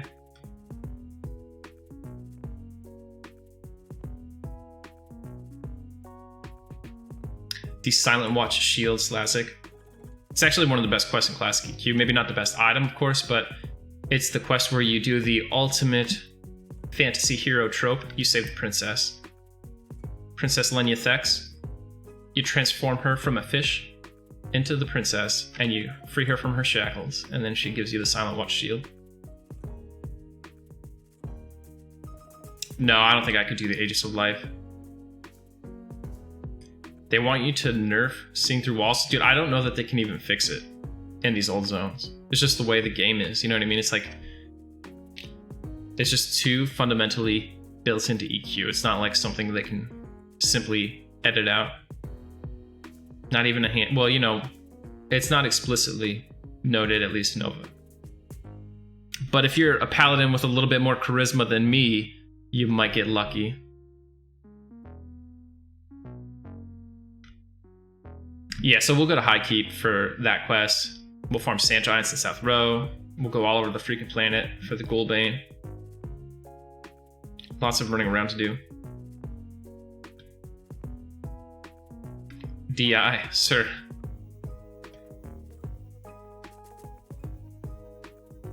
Yeah, that makes sense, Rex, but I think that would be a little bit easier than the wall thing. I don't know. I'm not a genius. I'm not a, you know, I'm not a video game developer. But like if I walk into this wall in front of me, instantly I could just see through it as a dwarf. Gnomes are even crazier. So I don't know exactly what they would do to change that on every wall in Classic EQ. I guess they could like keep the visual the same, but increase the size of the skeleton. You know, like the actual hitbox detection box for the small races.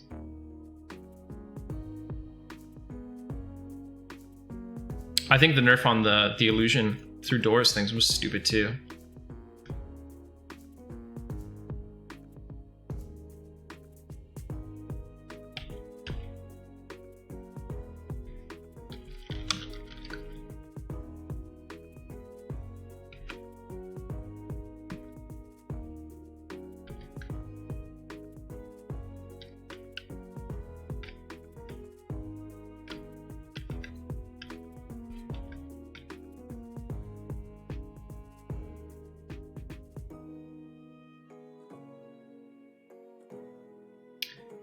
Have they nerfed it on EQ EMU as well?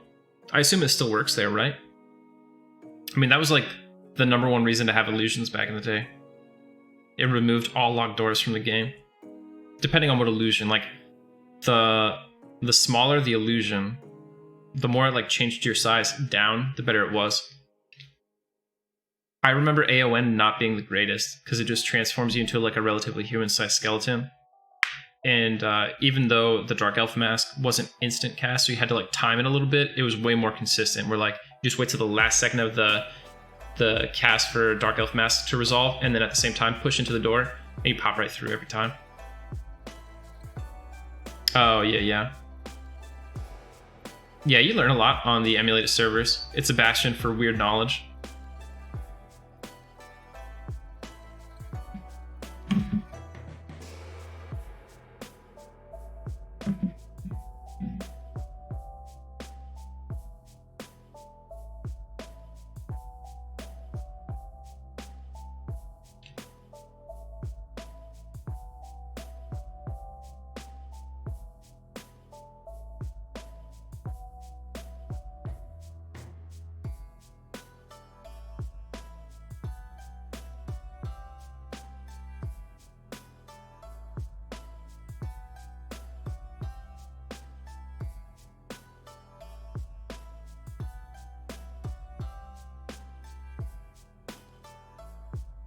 Oh yeah. Unfortunately, like most of those exploits weren't that juicy. All the really, really awesome exploits that we've used over the years tend to actually get patched.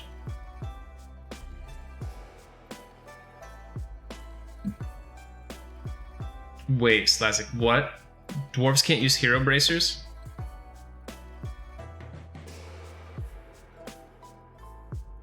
Oh, no, that wasn't part of my plan.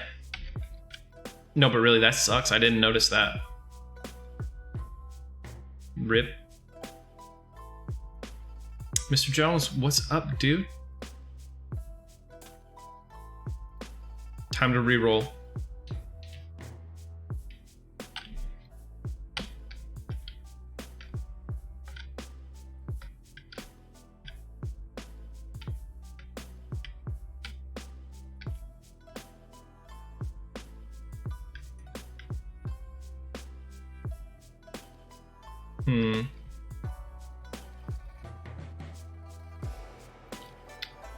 Oh, what's up, dude?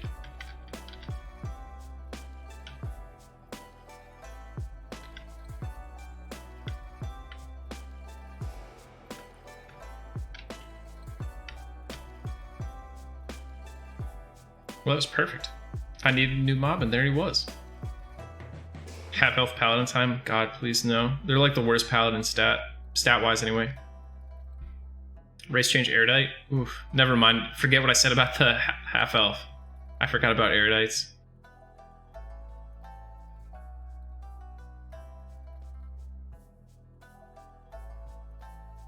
Ooh, what's the bracer? Hey, Mr. Jones, I am 21. We just finished camping our Harambe mask. So now we're focused primarily on levels. Something in my head keeps telling me that I need to go camp a forest loop once I hit like 30. But I know it's like the dumbest idea ever, and I'll be there for like 6 months and get one forest loot.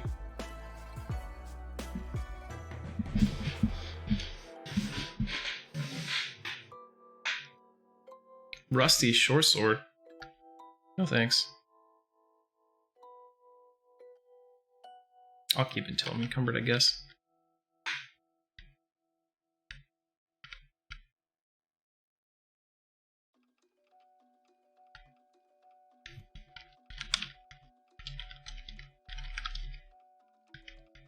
Taunt. Oh, didn't work. Dude, he passed over there? Come on.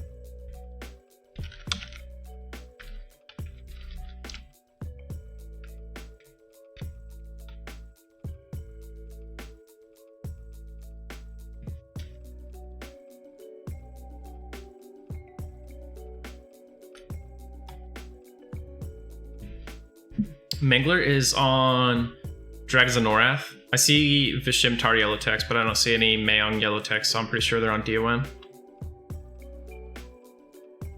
Bracer of Scavenging. 3 weeks, okay. That'll be exciting. That's a really great expansion in my opinion.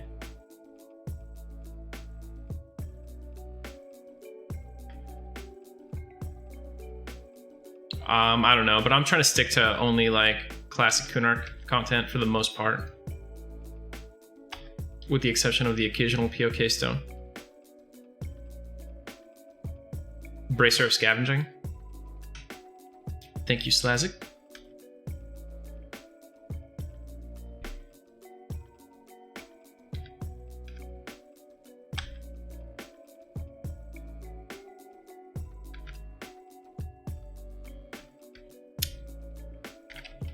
We know I'm not that smart. Look at that werebat pathing around down there. I get through things with brute force. Not skill or guile.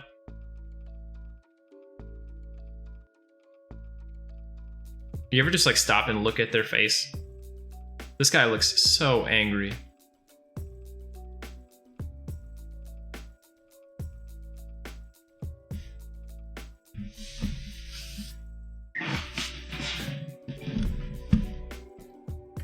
Oh, you know what, dude? I might be able to get the Bracer of Virolocy now.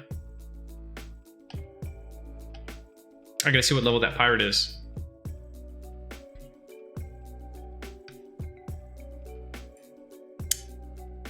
Let's check it out.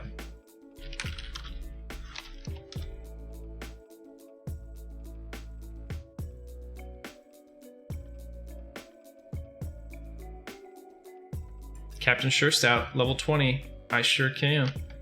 It's kind of dangerous though because it's on like Sea Fury Island, which is of course clogged up with tons of Sea Furies that path around.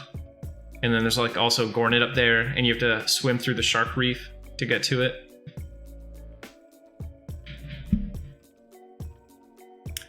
Yanni, yeah, it is almost entirely games.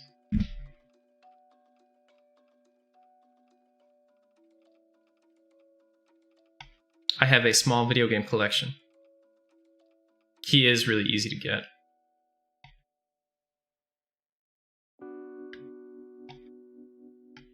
That reminds me, I should post some pictures of my collection on the Discord so folks can see it, since I know my camera doesn't offer the best view ever. Dude, why does this guy beat me up? Yukon Blue, sir, please die. Dude, I'm telling you, man.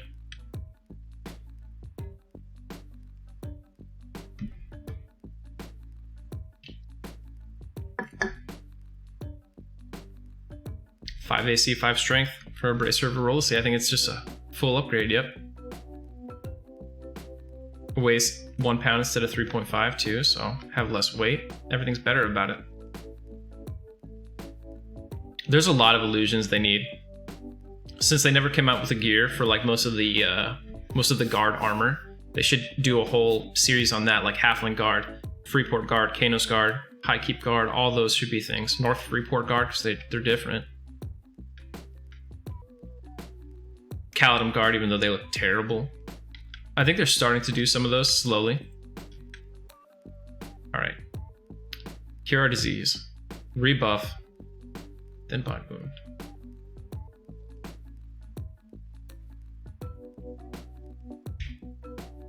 Just fizzled center. Sir.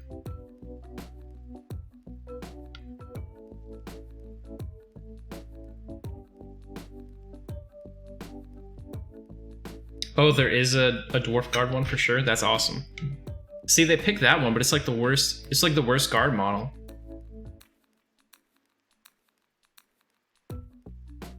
They need the halfling guard first and foremost. Othmir was a good touch.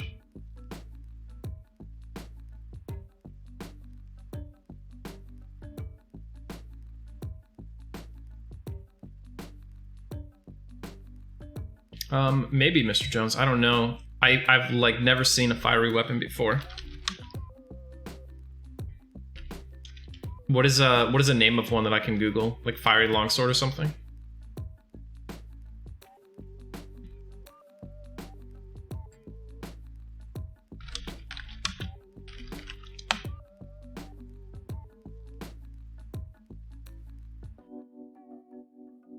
Uh-oh.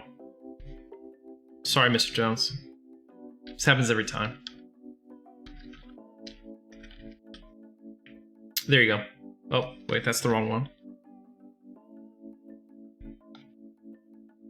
Permit. What do I even have mods for?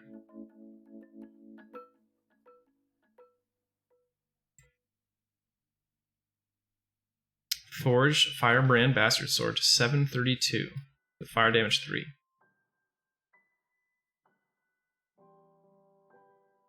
Maybe I could, but I'm not super compelled to do it.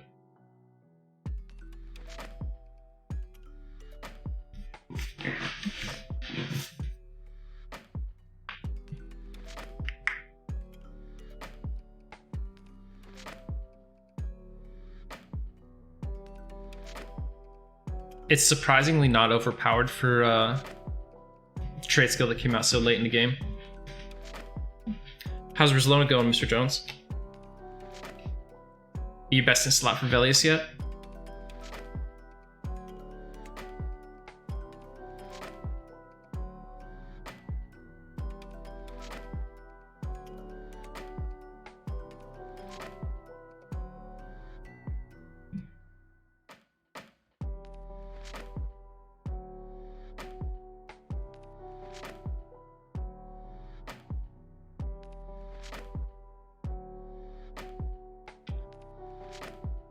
You guys see that beetle just use a door?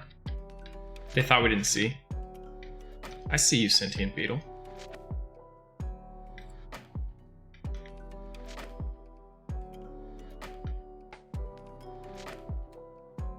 Dude, Phil, I remember you.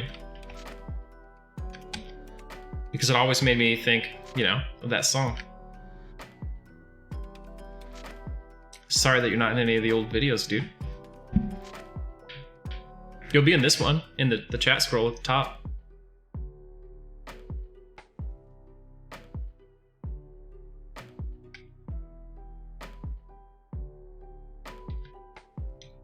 Leok, I don't even know how Minor Illusion has changed now. What's the nerf? The indifferent con? If I had to guess what was nerfed about it, that's what I would put my finger on.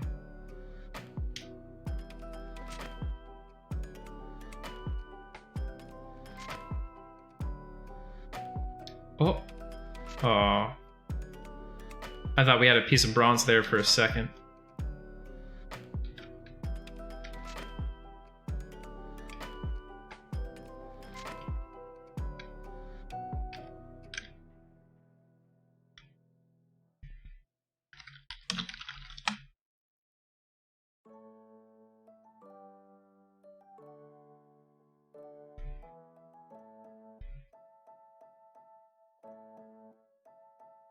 I guess the Lord Gongo legs for right now would be an upgrade, but I fear that if I got them, I would like use them even when they sucked for the most part. Like I wouldn't upgrade my legs to bronze, which has better AC. So the Gorilla Hide leggings are 6 AC, my Bloodforge are 7.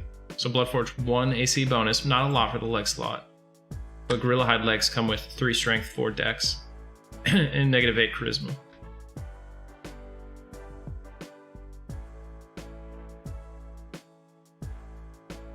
Oh, that sucks. Not being able to move is like, meh.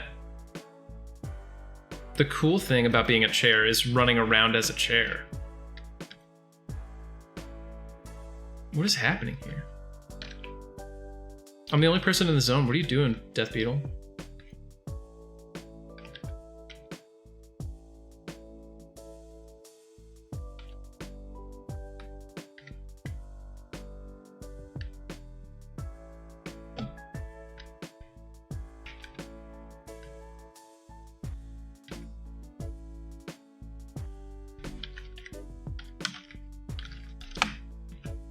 Ooh, Grey Con.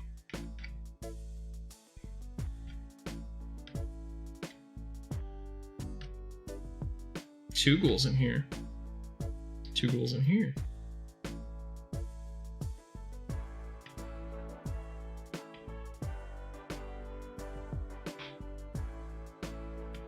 Strolling through this house in the middle of nowhere.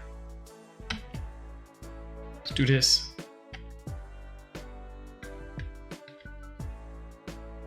I almost feel like Kara Isle had better EXP than than Unrest.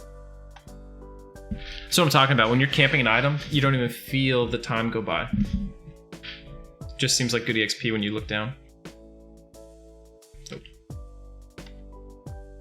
Sorry, I'm using a new keyboard, so my hand keeps getting misaligned. What's up, Bull? Hey, Bull, I want you to know that somebody was showing you some love in my YouTube comments.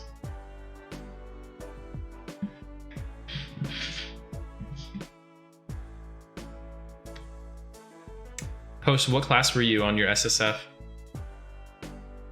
I think it's my most recent video, I want to say, Bull. Either this one or the one before that. They were talking about how you were like a really good leader. They'll probably comment on this YouTube video when they see me referencing their comment about you from the last video. So look for more positive feedback, no doubt.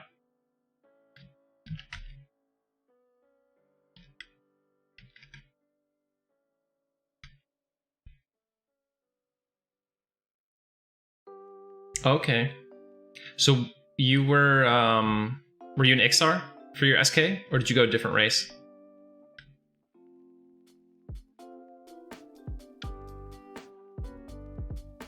Ixar Master Race. What kills you, dude? Liak, I know I've said it before, but I hope you're doing a lot better now. I consider it very promising that I see you in chat again. We've been able to catch up a little bit.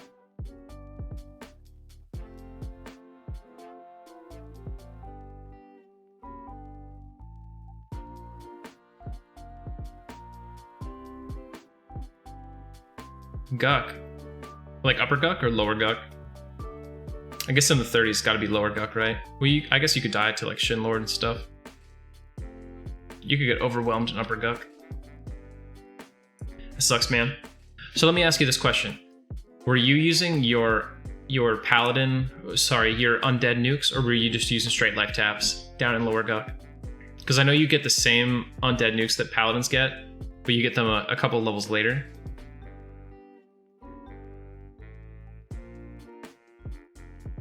Rusty, garbage, garbage, garbage. Life taps at that point.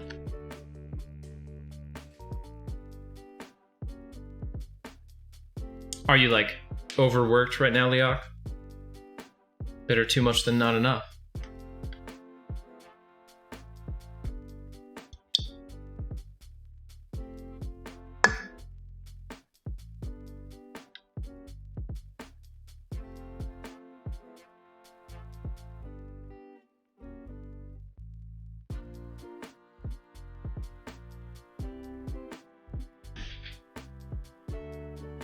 Did you even have work today?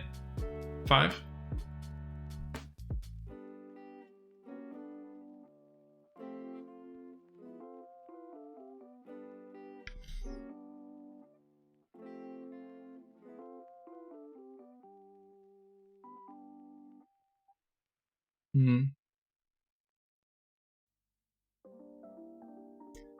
Oh man, that sucks, Leox. So you guys are in like damage control to the infinite right now.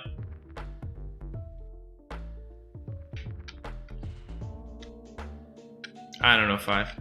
Sometimes I think that I've been in for like 8 years and I'm still waiting for the Monday where I start real work. Kettle 1, what's up? Sir, don't aggro me, please.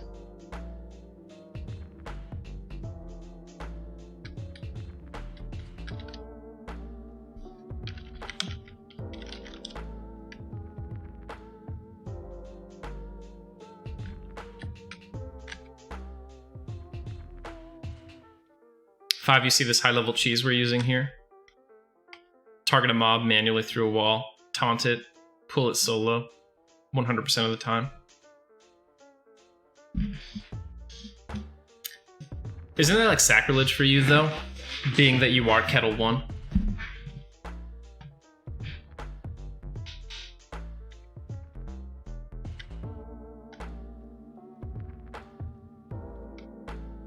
Death Beetle. I'm legit, when this dies, I'm gonna go zone this Death Beetle out. It's not worth the amount of time it takes me to kill a Death Beetle for the actual 0 EXP I'm gonna get from it. This is the fairest and most legitimate exploit of all time.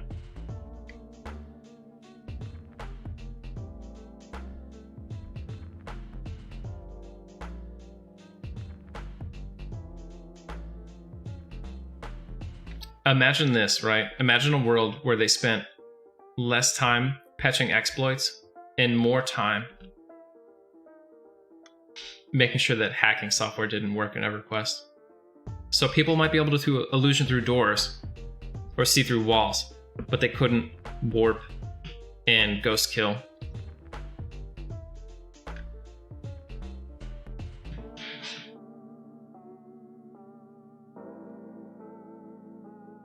Hey, you too, Kettle 1. Thank you very much.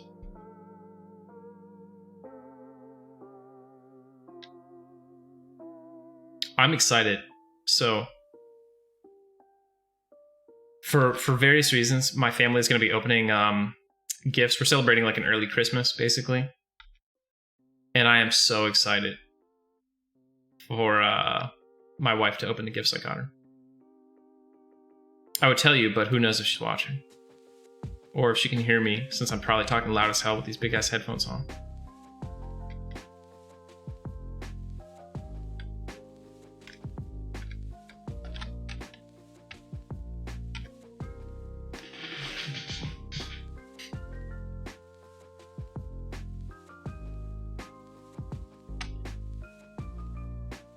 Oof, yeah, J-boot spam.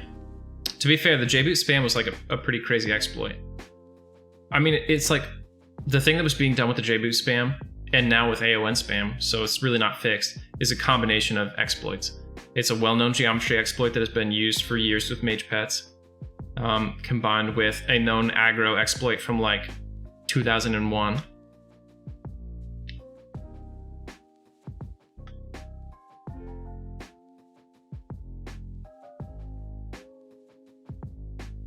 The question, Dabs, is if they can, why don't they? I don't want to use less than the devoted. EXP is fast enough as it is.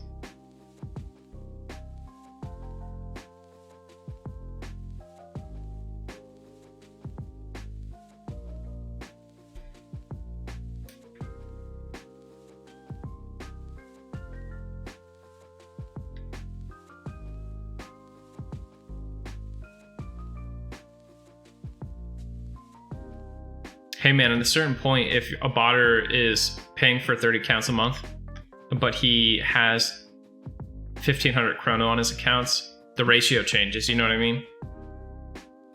Because when the account is banned and the chronos are therefore essentially deleted from the market, like, it's off the books, right?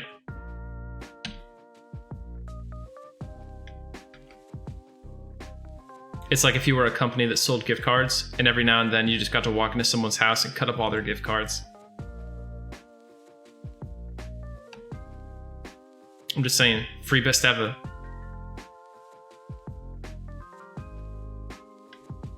My man was banned on like 50 accounts and like almost 10,000 chrono because he didn't respond to a tell fast enough while farming fire beetle eyes.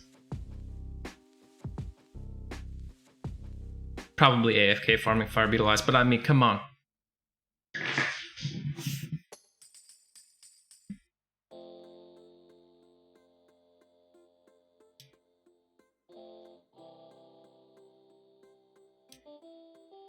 Right, exactly, Bull. Like, I wonder if they can't really put the chrono exactly like on their profit reports and stuff until it's consumed.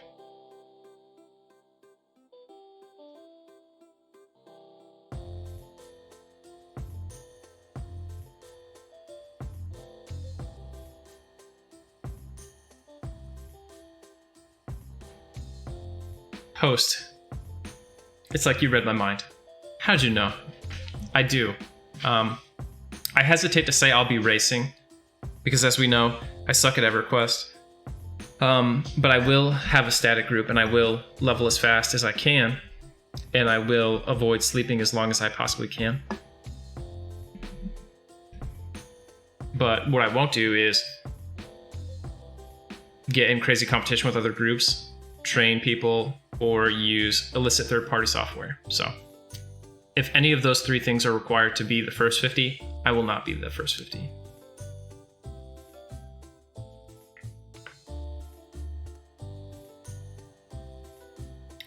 Yeah, dude, I don't know. I could be on this stream and get banned by an invisible GM checking for AFK, because I'm not reading this text at all. The fact is, like, it's a combination of many factors, right? The prevalence of AOCs mean that you no longer have to really interact with people outside of your guild most of the time, especially once you're max level. Then the prevalence of easy, cheap, or free voice communication on the internet means that you don't need to use chat even when you talk to your guild mates, which means more than ever, EverQuest players are not looking at the chat windows. It's totally reasonable that someone, especially if you're doing something particularly monotonous where you're just like sending pet attack in over and over again, could legitimately be right at their computer actively playing, but also sort of not paying attention and not reading chat, because anyone who needs to talk to them is just going to hit them up in their Discord voice channel. You know what I mean? It's not far-fetched.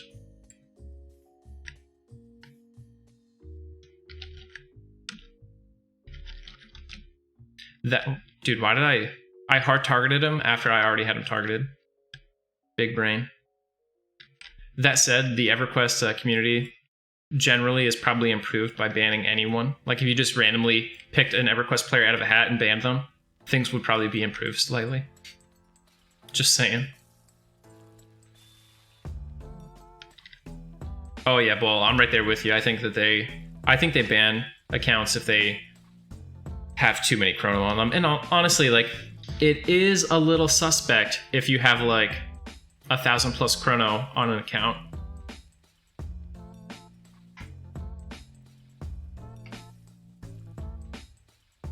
I'm not saying it makes you guilty, but I am saying it should put you on the EverQuest FBI watch list.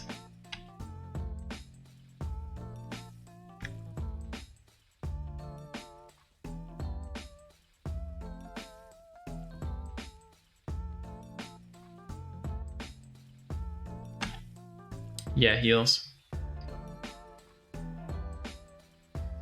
Heard some rumors about that kind of stuff, but no comment from me on stream.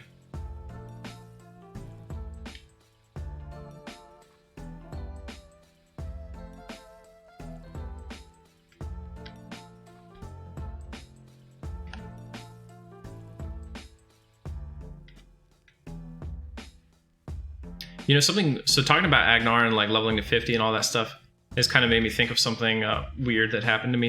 It's actually happened multiple times, but in some other MMO discords, occasionally you'll see people talking about Everquest and stuff. What's up, dude? Come here, solo, please. No, not duo, dude. Oh god, this is gonna be bad. We gotta zone it. Too much deeps. Anyway, so you'll be in like other MMO discords, right, where people talk about Everquest, and they assume that the majority of the populace in the Discord do not know a lot about Everquest. Like, they know about the game, maybe they played it, but they don't know like recent events, right? And so you'll be in a Discord and be like, some guy joins and he introduces himself. He's like, hey, yeah, man, I'm so-and-so. I led the top guild on Agnar. You're like, wait a second. I thought I led the top guild on Agnar. Maybe I'm wrong. Hit him up like, hey, dude, what guild were you in? Name some terrible guild, or like some guild you don't know about, never heard of. Like, oh man, that's weird. I led this guild. You might have heard of it on Agnar. We were called Faceless Empire. He's like, oh, dude, yeah. You know, my guild was like second place, right behind your guild the whole time. But you guys did awesome stuff. And I'm like, yeah, but I know who like the second place and the third place and the fourth place guilds were on the server because like I have no life, you know what I mean? And I think about Everquest all the time. It's just so weird when people like go somewhere and lie about fake video game credentials.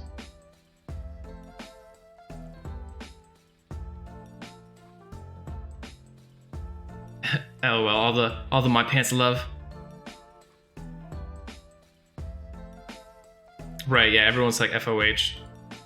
The community of people who were actually in those guilds or were actually best of the best winners and still play MMOs is extremely small, to the point where like if you know one or two of those people, super easy to verify whenever anyone makes those claims.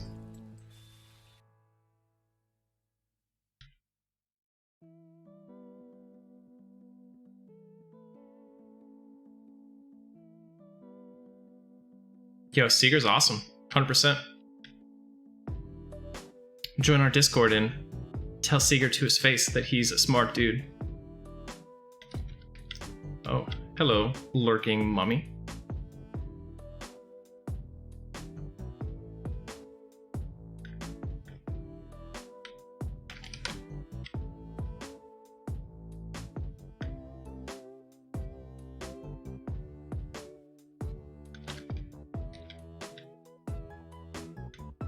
I have a story about that FOH too. Now, these days I'm neutral to positive on most of those guys, but when the original FOH on P99 formed, they did not have a good relationship with FOH forums, which is generally seen as like the truest predecessor of old FOH, right? Because they come from the same website, it's all the same people, not necessarily were in the guild, but have been around or were in the WoW guild, etc. throughout the years. So when the original P99 FOH crew formed, they made a website, and you wouldn't know that it wasn't like the original FOH. And they took avatars and signature blocks from prominent FOH forums posters and used it as theirs, even though they were not the same people, in a really duplicitous way that was like trying to pass yourself off as legitimate, but you're not. And they got called out on it. It was a lot of drama, and like nowadays people have forgotten about it because it was like 10 years ago, but the North remembers. But yeah, I mean, it's all in the past now, but yeah, there's a lot of drama about that, especially among the people whose avatars and signature blocks were counterfeited, essentially. Oh, 5, rip, my heart. Yeah, Seeger is gonna, so the Faceless crew on Celos is 3 expansions away from live.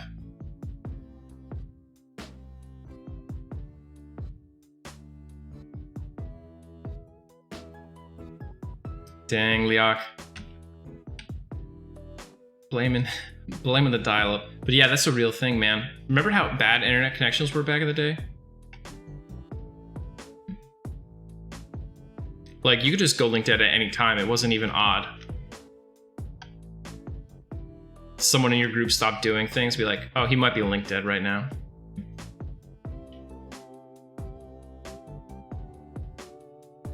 Well, Bull, there's a good chance that we'll see another Cello-style server in the future, and then we could try it again.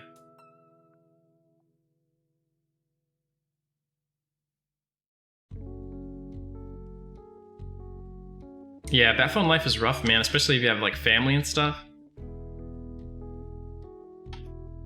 But if you've already thrown your life away in order to be the best at EQ, it's easy to continue bat phoning.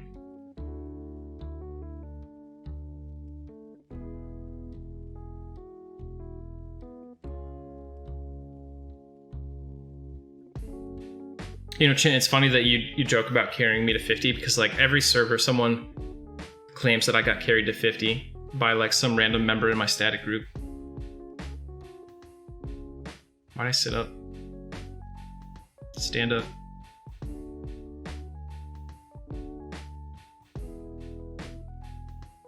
Oh yeah, Bull. When you only had the one connection and it was like your phone or the game, your mom would be like, she didn't care at all. She just pick up the phone and call somebody in the middle of your TOV raid. If you're a cleric, the whole raid wipes.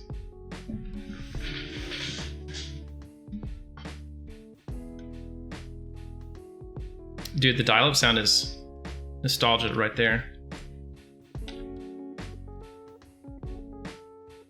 I had web TV before I was like really on the internet. Web TV was like this, I don't even know how to explain it because I didn't install it myself, but someone in my family had it, and it was like just chat rooms basically.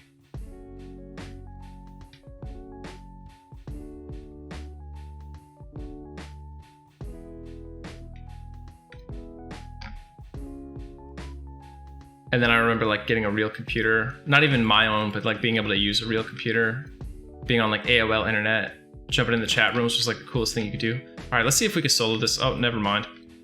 Never mind. Tormented Dead, thanks for making yourself a part of this. No one asked you.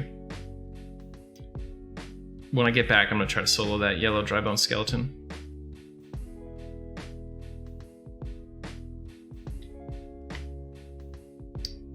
Jump in the AOL chat rooms. ASL.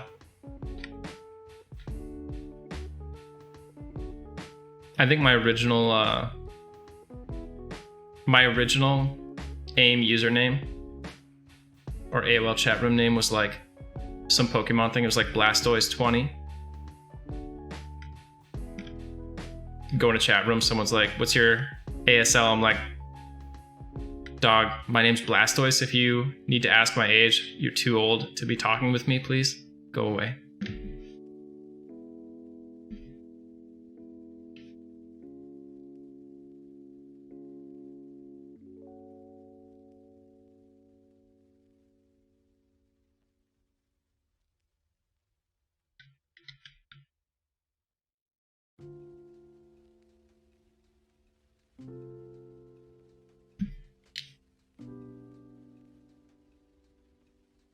All right, perfect. It's Death Beetle. Here we go.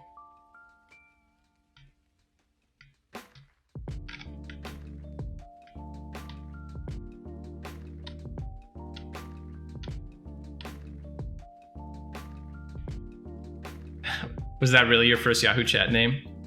Your whole Everquest character and level and class? Like you just dropped the resume.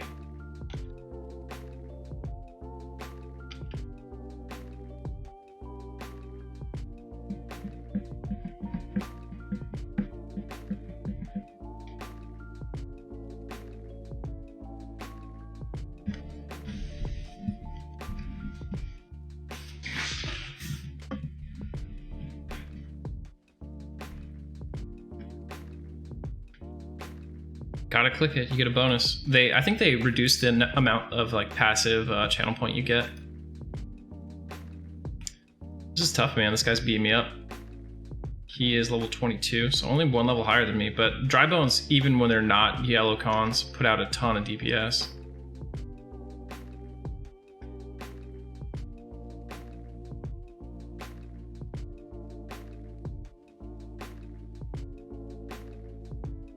Oh, rip. I wish I had root memmed. Took it off like an idiot.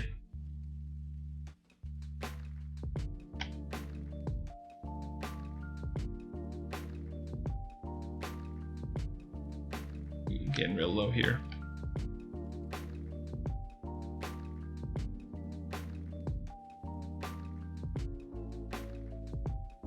Right, yeah, I mean, like, EQ was like more chat room than game at some points. Alright, we're at 11% health here. Oh, and we're popping LOH. Got a little bit of sketchy there. A little bit sketchy.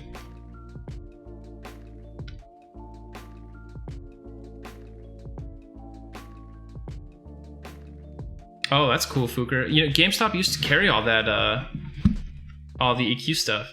Like the action figures in the games.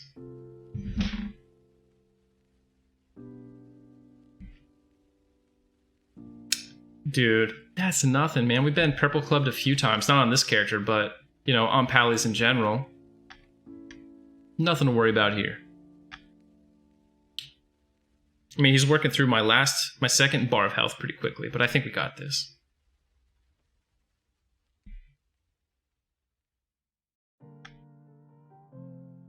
Dude, I remember being in that server select chat. You know what? I spent a long time in server select chat waiting for the stupid GMs to make my guild. Remember that? You had to, like, get 10 people. You all had to camp to server select chat and then meet up in the chat, but everyone's character name was not the same as their account name. And you had to tell the GM in the server select chat, because there was always a staff member in server select chat 24/7. You have to be like, hey, we want to make a guild. I don't know why we had to log out for it, but yeah. And then they would make your guild.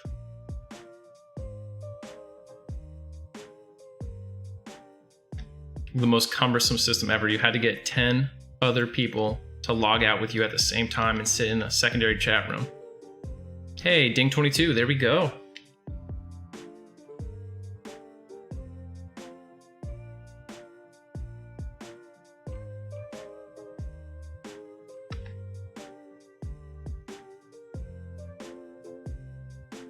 One step closer.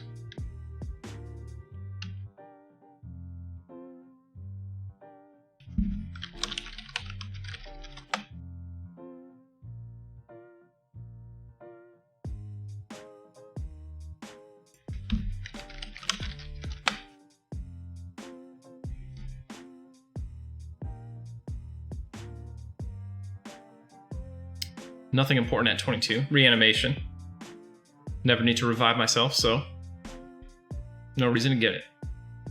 23, we get Hammer of Striking. Also don't really need that. 24 is our next good spell. Symbol. 25, Soothe. That'll be nice. And then 26 is a big one. Instrument of Knife. 27, Healing. 28, Stun. Yeah. 29, Endure Magic. That'll be something we use forever. And then 30, the big one. Expulse Undead and Spirit Armor. So basically, after 23, every level is going to be awesome. Thank you for the grats.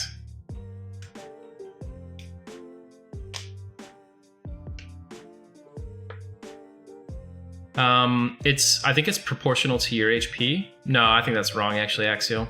Because there's an AA that lets you increase it. I'm not sure.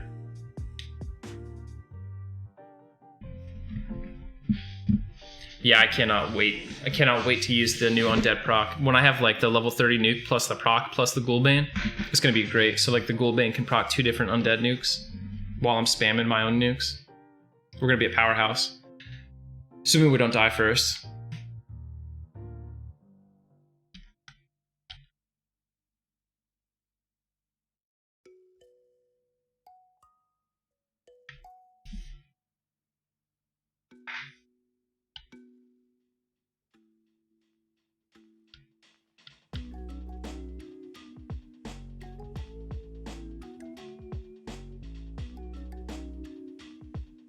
I love this model.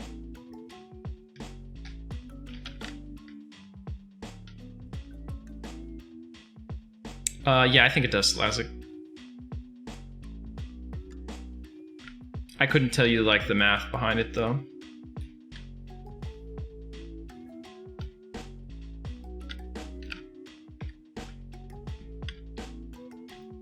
Ooh, this is a tough run.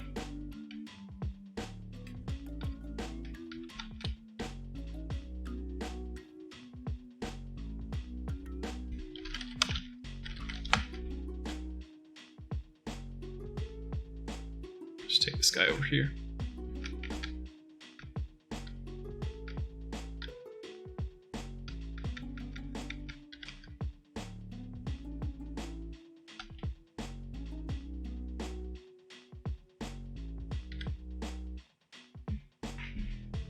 Looks like I missed my first auto attack round with the two-hander because it said I couldn't see my target.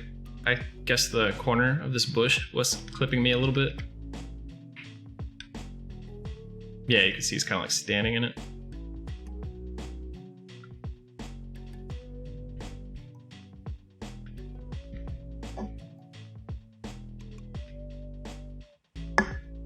No, Deca, I don't think I can yet. The ghoul that drops it, I want to say is like level 28 or 30. Once I'm 30, I'll be able to like basically do the full Ghoulbane quest, but I don't think I can really even start it very much beforehand. Yeah, Slazik, it's been empty for a while. I just like pick it up every now and then for like hopes and dreams. I've got this terrible bottle of water right now.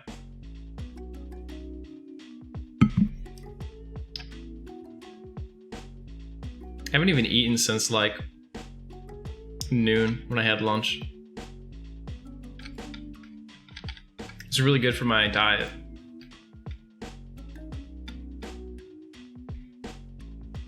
I'm not crazy about fighting the mummies. It seems like the mummies just have way more HP than any of the other mob types.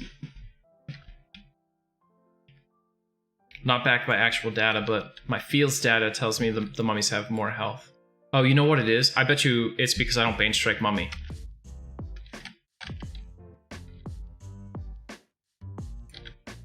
I mean, I guess that's only like 60 damage right now.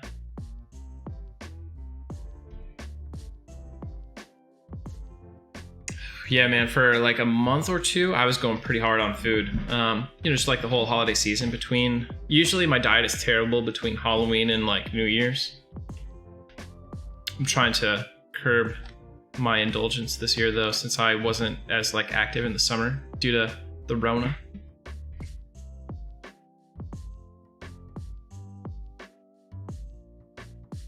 Right now, the way you're looking at me here, I'm like 200 pounds. I want to get down to like 170. I'll be super like a stick thin at that point, but yeah, that's where I want to get.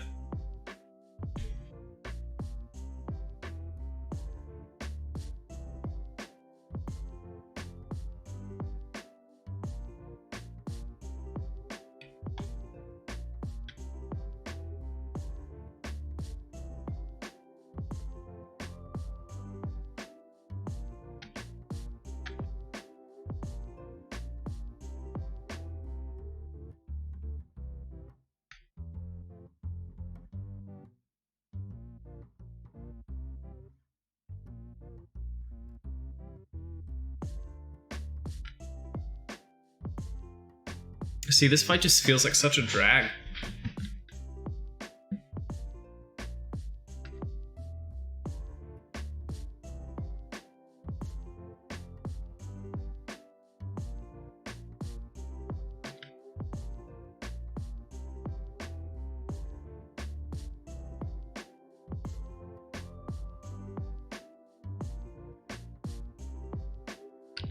He's gotta have more health than the same level Darkbone skeleton.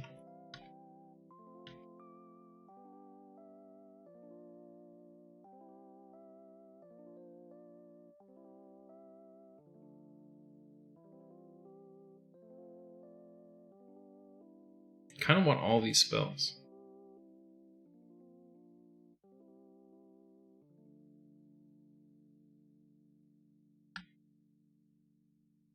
I guess there's no time I'll like suddenly need IVU, so I can always just bring it back up if I need it.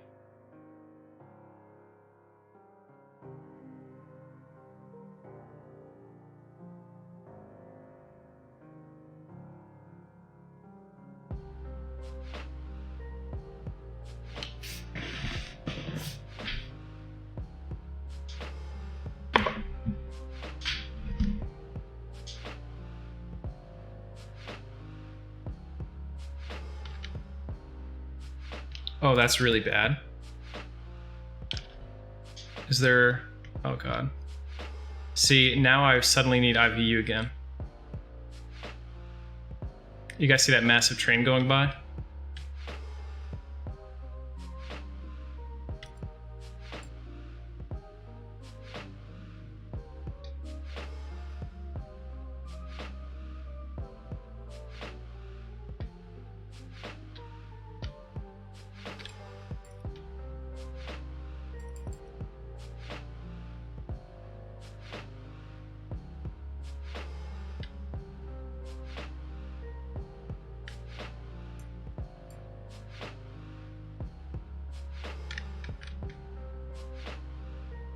%.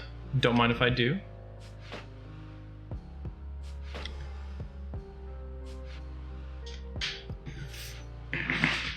I thought there was a lot more mobs than that. Maybe there's a bunch in the tunnel over here that are gonna come wreck me. Would not surprise me at all. That'd be our luck.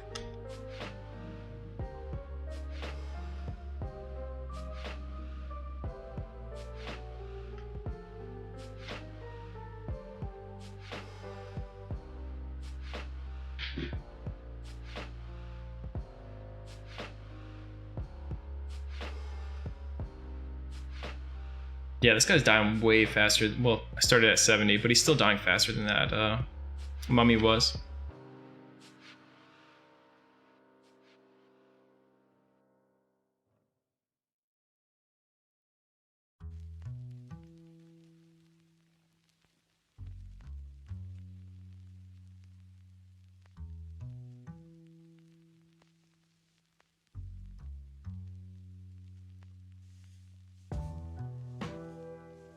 Thank you, thank you. Time to heal up.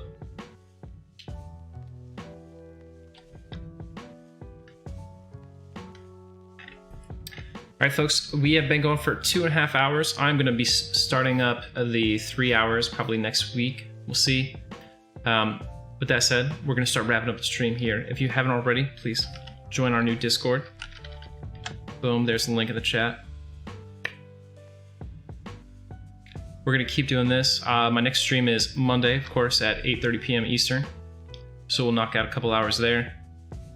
Hopefully I'll have some time to get on here in between now and then. Maybe push us up to like 23 or 24, so our power curve will be a little bit better for the next stream. But other than that, I had a great time. Thank you all for coming out. And now we will look for someone to raid.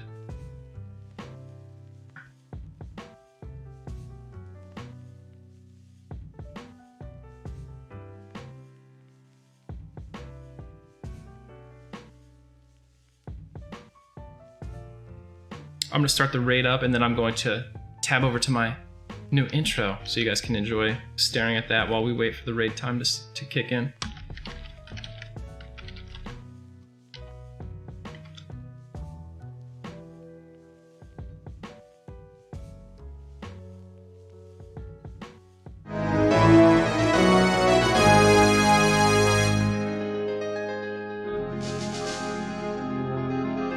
All right, here we go.